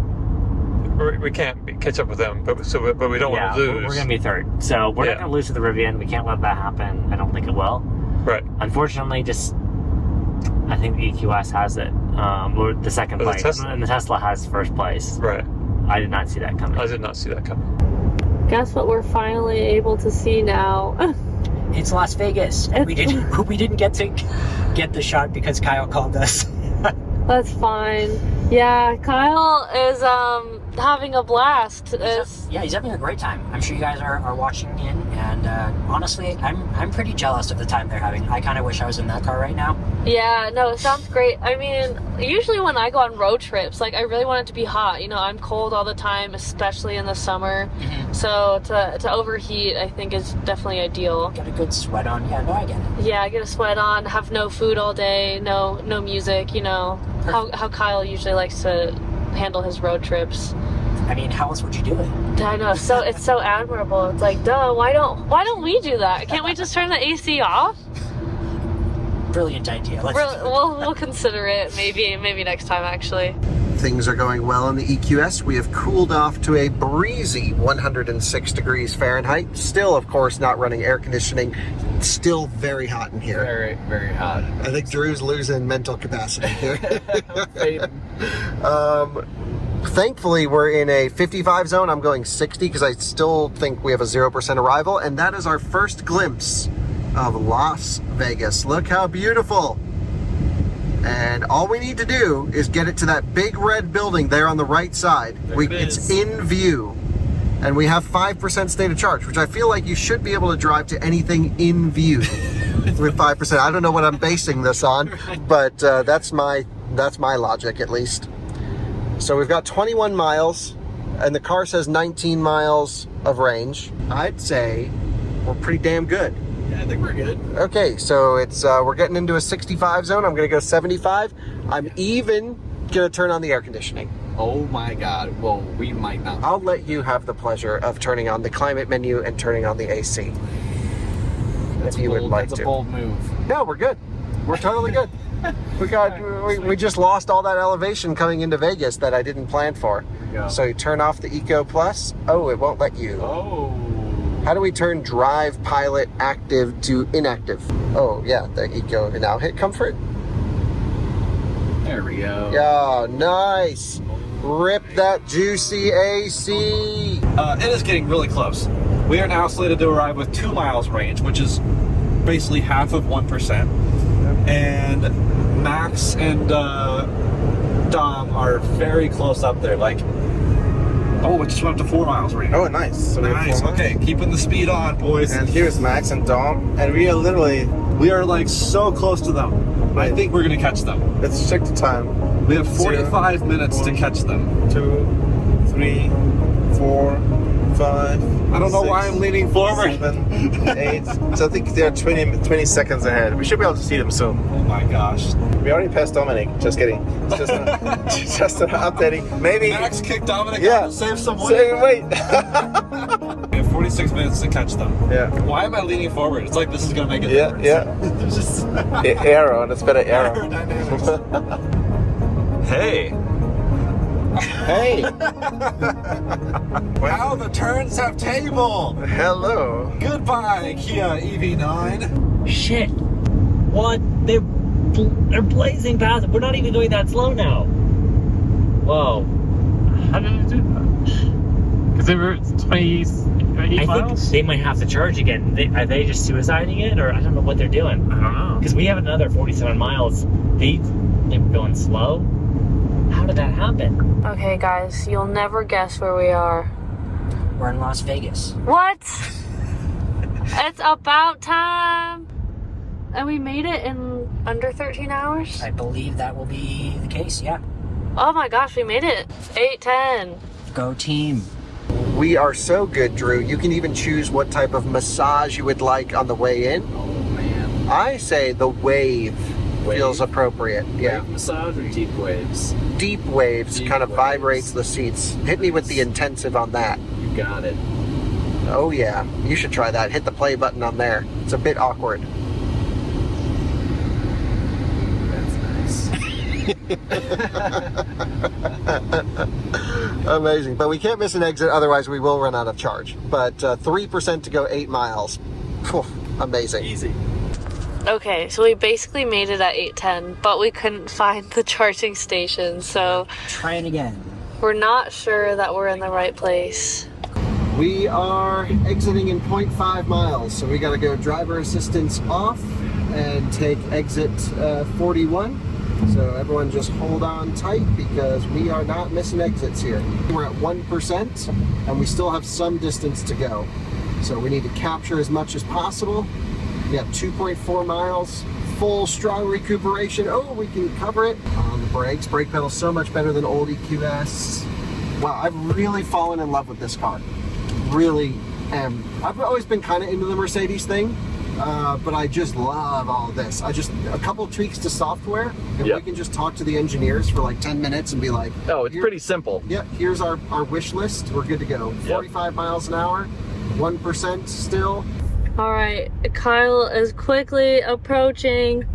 I can't get it to zoom properly. There we go. And we're right here trying to find the charging stations. Someone said, yeah, it's on the 2nd or 3rd floor. So We just missed it.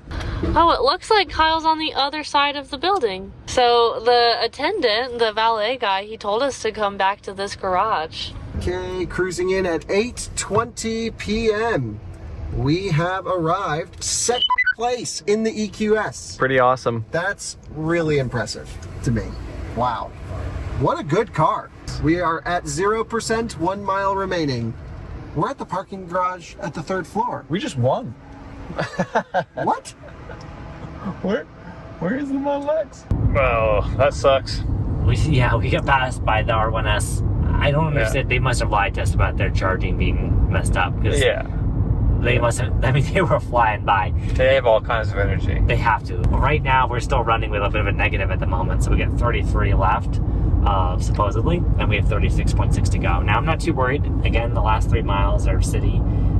I'm comfortable here. We just can't let that grow too much, but Yeah, we AC's off. just have to make it. Yeah, we're down the AC. We're getting flashed out by semi-trucks in the right lane. From start, 802 miles, 355 watt hour per mile, very efficient. Wow, that's pretty good. Considering the elevation and temperature, and 11 hours, 19 minutes of driving, which is pretty good. 71 mile per hour average driving speed, which is not slow. That's pretty respectable.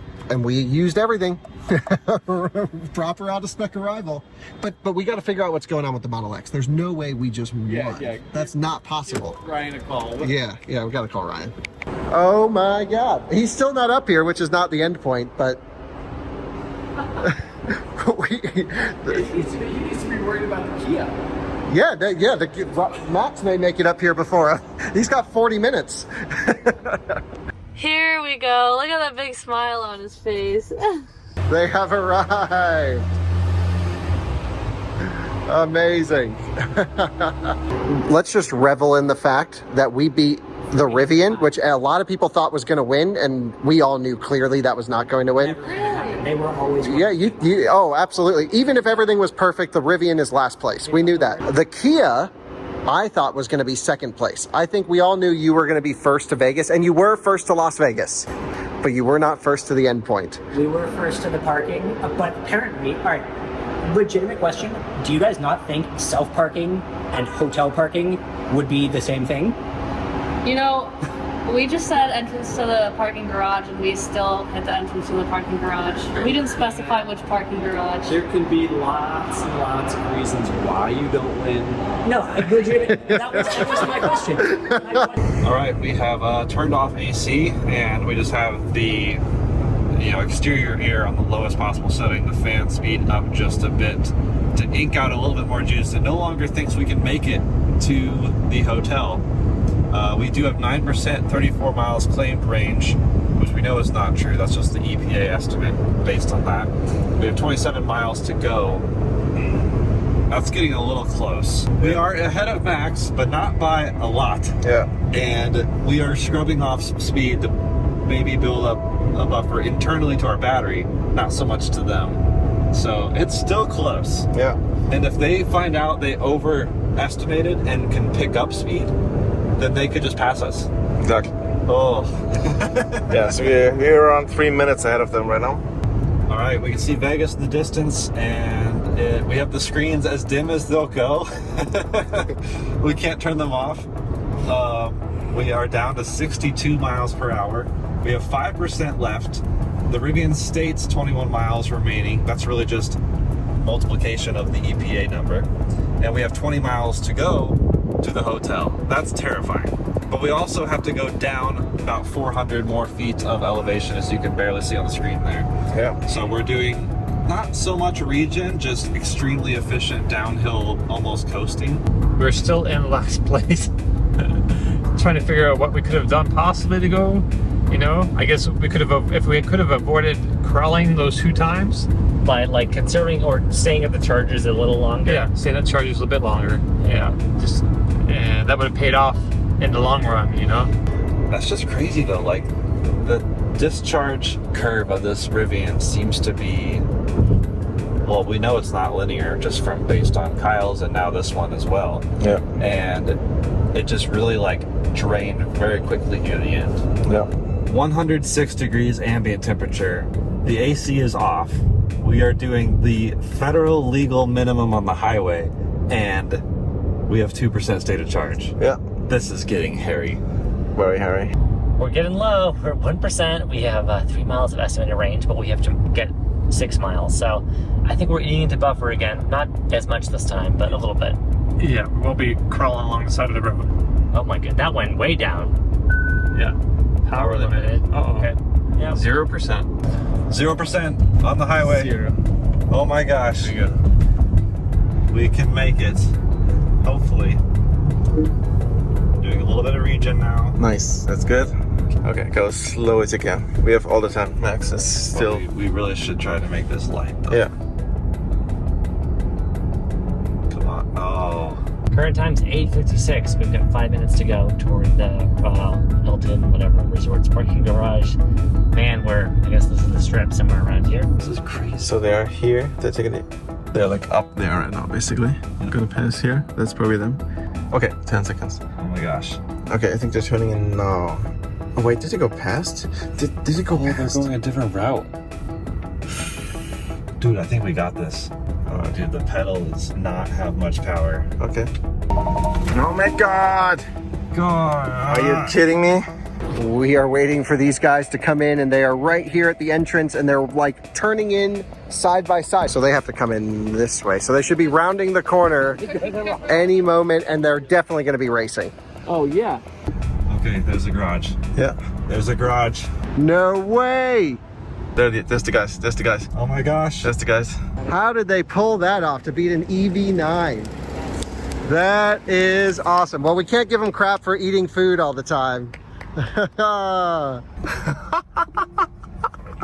Easy. We have 0%, 0 miles. You made it. Can you see the screen? Yeah. Oh my god. Dude, that is epic. Oh my gosh. Can we get up the ramp? Yeah, so we're using Google Maps because the Kia, it just doesn't work. Yeah, it's just not great. Yeah. Okay, that's hard to miss. Resort World, I think this, did we turn here? Yeah, Google Maps says yes. Okay. Yes. So I couldn't even see the street sign, but it's way up there. Yeah. Yep, the Kia boys took a different way in. Wait, do they have their headlights off?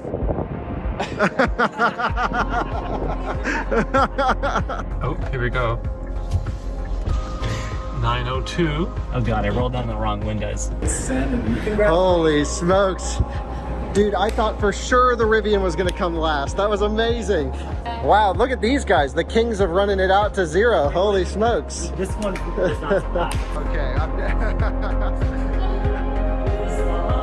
well, I just think it's funny how we just drove here, but we're all sweating.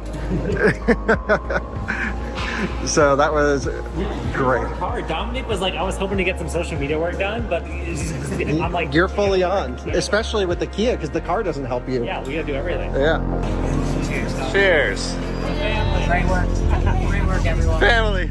Well, you join me now, and it is the next morning after everyone has arrived, and we have fully charged all of the cars in preparation for the next video, which is going to be returning to Fort Collins, to the office, using only the built-in route planners. This is going to be fascinating, and you know, I think is going to really be a learning experience for all of us. So that'll be fun. I also want to do a bunch of future Race to Vegases where we do route planners versus like my style of driving. Honestly, you probably might not save that much time, but I always like to optimize every last bit. Makes it fun for you guys, keeps it interesting on the road trip. You're not just bored sitting there. Let's talk about the results. Jordan, I think briefly, let's go in running order. Certainly, we technically made it across the finish line first in the EQS, but in spirit, the Tesla Model X definitely won. The actual race to Vegas, the Model X got to Vegas first. So Yeah, but it's to the entrance of this parking garage. But we didn't put a pin, so it could have been better. I'm giving it to them, but that's fine. Absolutely, this was the quickest car to get here. I'm just, you know, I'm trying to represent the one Mercedes enthusiast. Well, I am impressed with the Mercedes too. Yeah, me too. So let's talk about everything. Let's actually talk to the Model X team about their run. Of course. So first, I'll start with the negatives. There's no turn signal stocks. That's a deal breaker for me. There's a few other things that are a little annoying. The automatic open closing doors, it feels like you're fighting them all the time, and just a few things here and there, but for the most part, we had a really great time. It went really well. We used a little bit of a different strategy, and we shared this with everyone after we arrived last night, but essentially we did something very not out of spec like and just overcharged. We got more charge than we needed for a few reasons. One is that below 8 or so %, you don't get full charging speeds on the Model X, so not really a great reason to run it all the way down. And additionally, having that buffer means we could always run 10 over the speed limit, and that was huge. That allowed us to get a lot of advantage during the driving sections with only maybe an extra minute or two of charging. So that was, I think, really advantageous for us, and also made it a lot more enjoyable. We were able to have AC running the whole time comfortably. It was a lot nicer of an experience than I think some of the other trucks had. You guys had a much more real world representative trip, and you were faster. Yeah, I think it worked out super well. And overall, pretty happy with the car. It's pretty comfortable. I thought it was a really luxurious experience compared to what you guys experienced. I was just chilling in the passenger seat, maybe about half the time, but when I was driving, the stocks were definitely throwing me off. And then driving in an EV, it's hard to maintain a certain speed. So I was constantly checking my miles per hour and then also like my turn signal, and it was kind of distracting, but it was a really good experience. Like, we had the AC on, I had snacks. We made it here first. It was really nice, and I feel like I was really happy to be put in the Model X. So it was a great experience for me. I think we all knew before we started this would win. And so, you said put you in the winning car. So. Well, you said that, and I was like, I don't know if he's just gassing me up to make me think I'm going to win. Because when we first had, I think one of the stops, I can't remember which one it was, but when we ran into Max, he was like, I don't know, it's still anyone's game. And I'm like, well. He was an hour behind you guys. Yeah, but at this point, we were at the same stop. But I was like, I don't know what to expect now, but I feel like Kyle was right. And yeah, pretty early on we were winning, so it was great. It was awesome. Well, thank you guys for joining, and looking forward to the next return race to Vegas, I should say. How does it feel to win? Oh, feels right. Sounds like someone who's been using massaging seats a bit too much. Not for the second half of the trip. Right. Second half of the trip got hot and very, very uncomfortable. But it was a very un-Mercedes experience. But yeah. Honestly, we pulled in 0. So if we had used all that stuff, for sure, we would not have made it. No. Yeah, it all lined up just fine. I mean, yeah. I would still argue we had enough time to stop and charge and still get second place, but we got first. So well, it worked out. Yeah, we're first technically, but second realistically. Right. Yeah, the Model X. But the fact that they were so close, I mean, was really crazy. Totally. Yeah. The one thing that surprised me about this was we never had one good charging session. Not one. We had 2 stops to get here, which is pretty awesome. And we did deep charges, which is a very out-of-spec way of doing things. But with a charging curve as fat as this, it kind of makes sense just to use that range and efficiency. Sure. And that's where we won. We never went actually 85 that often. We were always like behind a truck, a little bit slower. Yep, totally. Very efficient. Yep.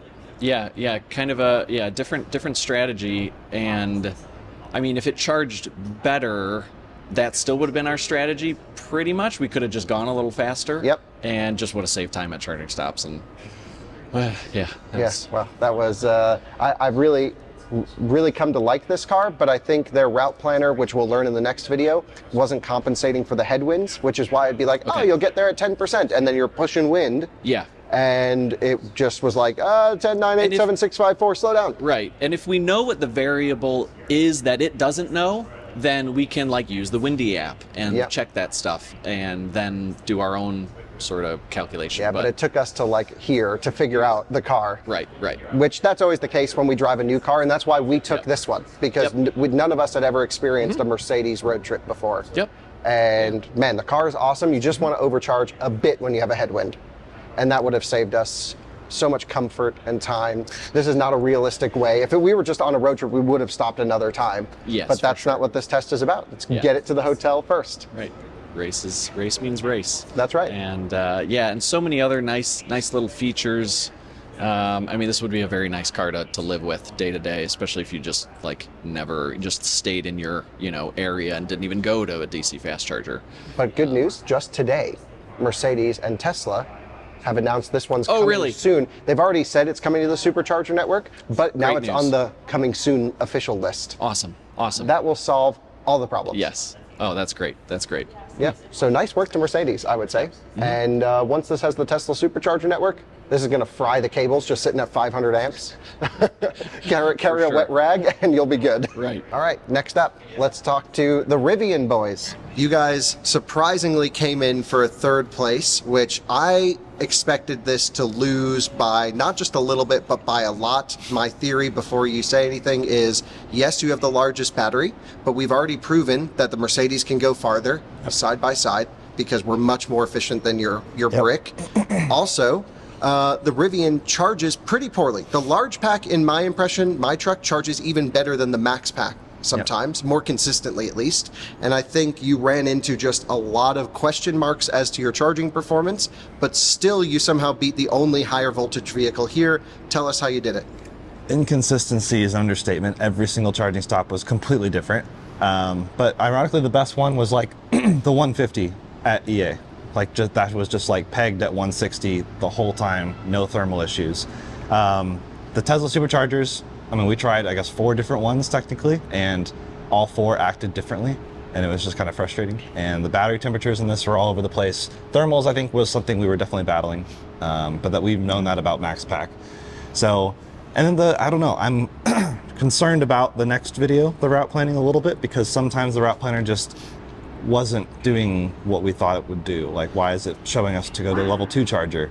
And then it didn't realize there was a DC fast charger right down the road that we navigated to earlier. It was like, oh, you have to go back to Grand Junction to charge. And I was like, no. So, I don't know. Good luck. The software's a little funky. See you tomorrow. But we were determined not to have another final finish, after the whole F-150 Lightning race across the country. That was a great truck, but just had some challenges. And so we were like, well, can't be last again. So so many people thought the Rivian was going to win. We all kind of knew, just based off of living with these trucks, that they're big and inefficient, and especially the MaxPack.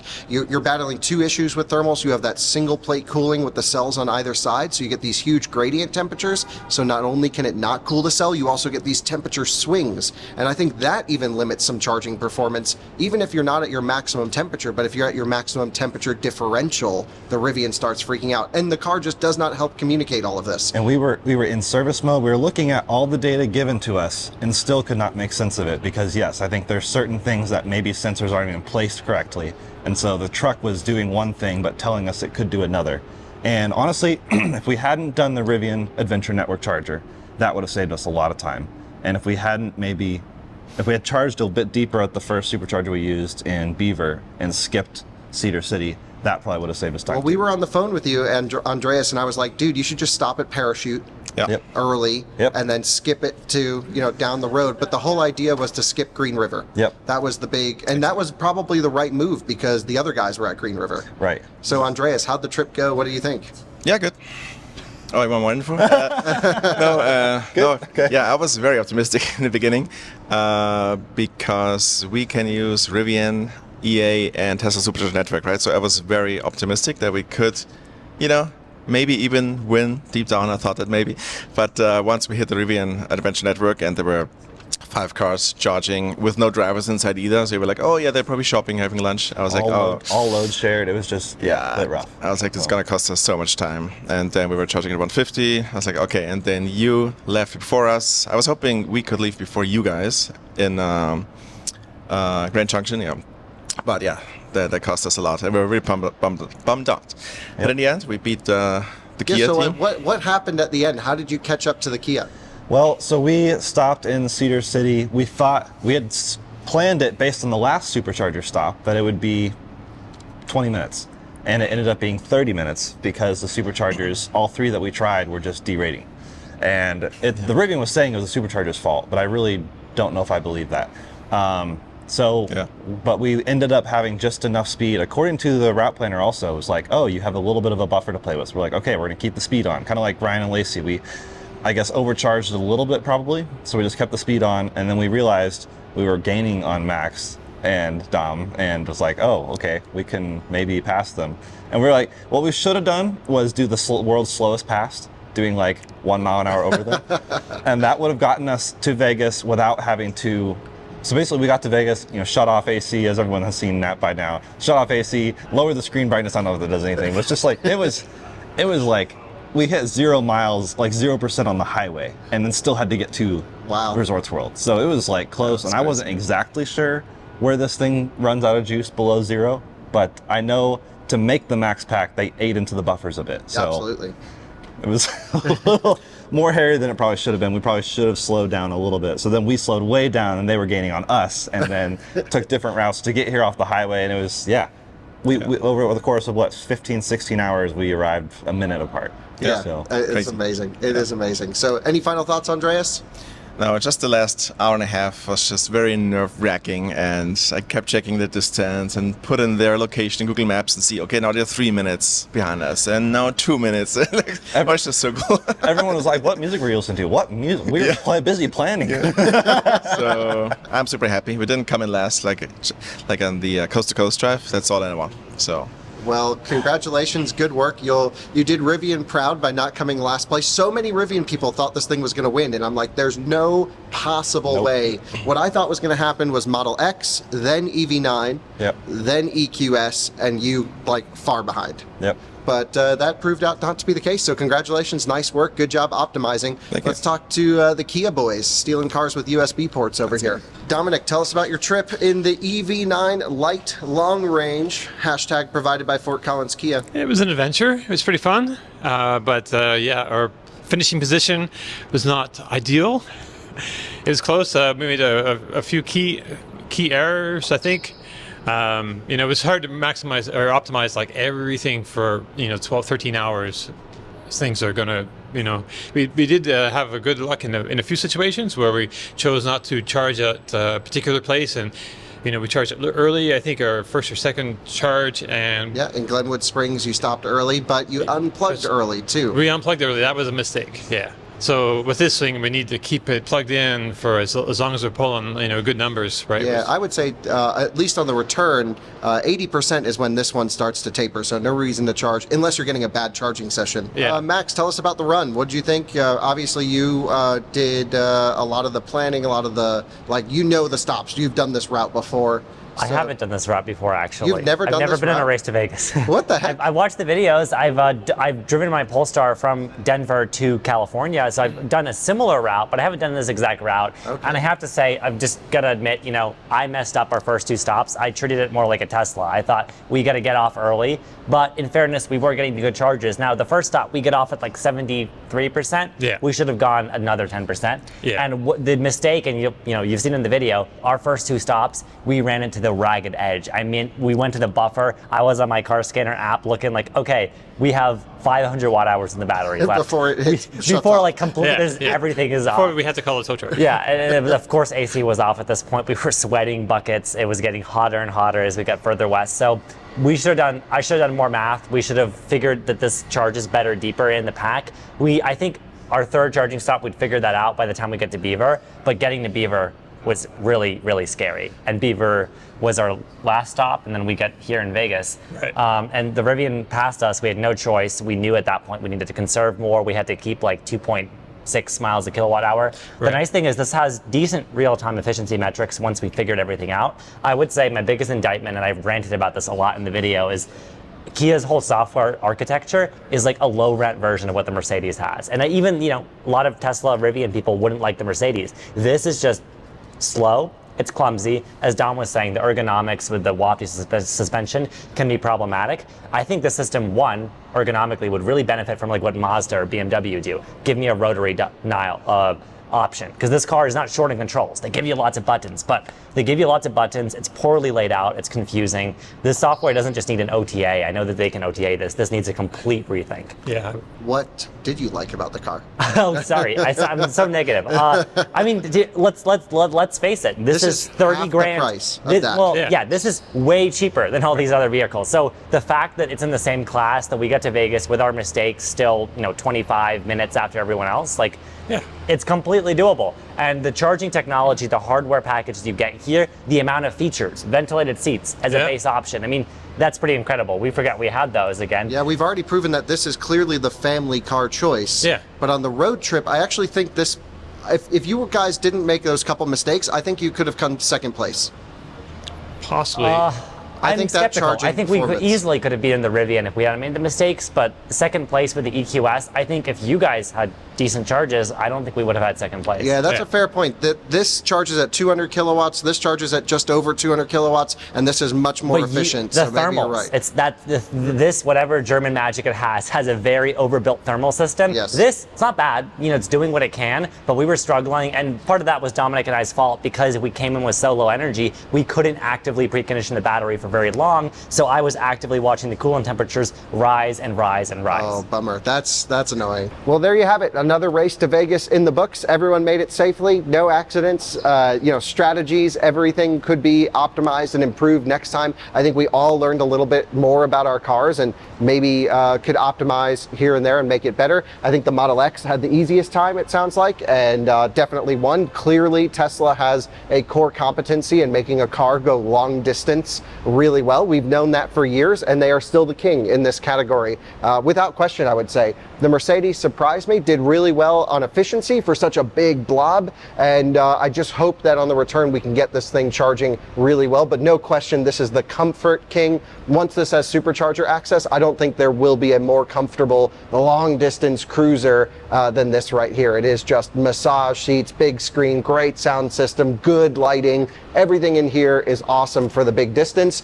The Kia is certainly the value play, but also comes with a little bit higher voltage, up to about 600 volts, 6 plus or minus on the full charge side. Really fat charging curve. You can charge it to 80% every time, kind of mindlessly. This is a car that actually, the more you try to optimize, the worse it gets, as you found out in this video. If you just charge it to 80 and go to the farthest away station you think you can make it to and do it again, that's how you optimize this car. Software needs a big improvement, but again, it is half the price of the other rivals. This one coming in at under $60,000 for the full range spec. It's big, it's got a lot of space, it's got great HVAC, roof vents for the rear. This is clearly a choice for probably most people that are not wanting to spend $100,000 on an electric car for the family. This is kind of your only choice. And it's still awesome. It's just don't try and optimize it as much, overcharge it a bit because it does charge well and you'll be just fine. And then you have arguably the coolest electric car of the bunch. It's got the Adventure Flare. You can get, again, specs up to 1,000 horsepower now in a quad motor version of one of these things. Rivian's got a great software, cool brand, but they're still new and there's still things to dial in. And clearly the thermal systems of the Gen 1 Rivian especially, but I think even the Gen 2 are going to be a problem. That single plate cooling for the battery pack just is not it, especially in summertime road trips, which I think is a real shame because this is the adventure vehicle you want to go on adventures with. And it's gotten so bad that I won't even road trip my Rivian. I'll take a different car because of all of the just constant weird charging behavior and bugs, and you're trying to figure out what's going on, and it just needs so much improvement from a thermal standpoint and just from a consistency of charge. This is a 140 kilowatt hour battery pack. It should hold 200 kilowatt charging to at least 80%, maybe even 90%. And in ideal conditions, it starts to taper right around 50% off 200 kilowatts.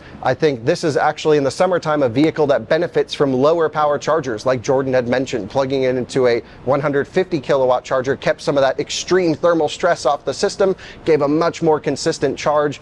And I think that's where Rivian needs to improve. No question, this is a comfortable vehicle that's getting over-the-air software updates with huge improvements every month, or even more frequently than that sometimes. It's the one that captures my heart out of the bunch, and it's the only, to me, desirable product. I think it appeals to a younger audience like myself anyway. I could totally see myself purchasing an R1S, and I would really purchase an R1S if they could just make it charge like a monster. If they just put that EV9 battery in there that just sits at 200 kilowatts to 80%, I would be very happy with this. Overall, I think each of these vehicles serves a little bit different audience, a little bit different niche, if you will, but on an 800-mile trip, we were all roughly within an hour of each other, and these cars were within minutes, and those cars were within minutes, and a lot of it is just down to charging station availability, optimization. If we were to run the trip 10 times, we'd get 10 different results in terms of times, but really fun, really enjoyable. Thank you guys for watching another Race to Vegas. I think the return is going to be much more customer representative. That's our goal. We realize no one drives like this. So on the return, the next video, we're doing it just how a normal person would get in the car. Get in the car, hit Fort Collins, and just have it help you take you there. See you on the next one. Bye-bye.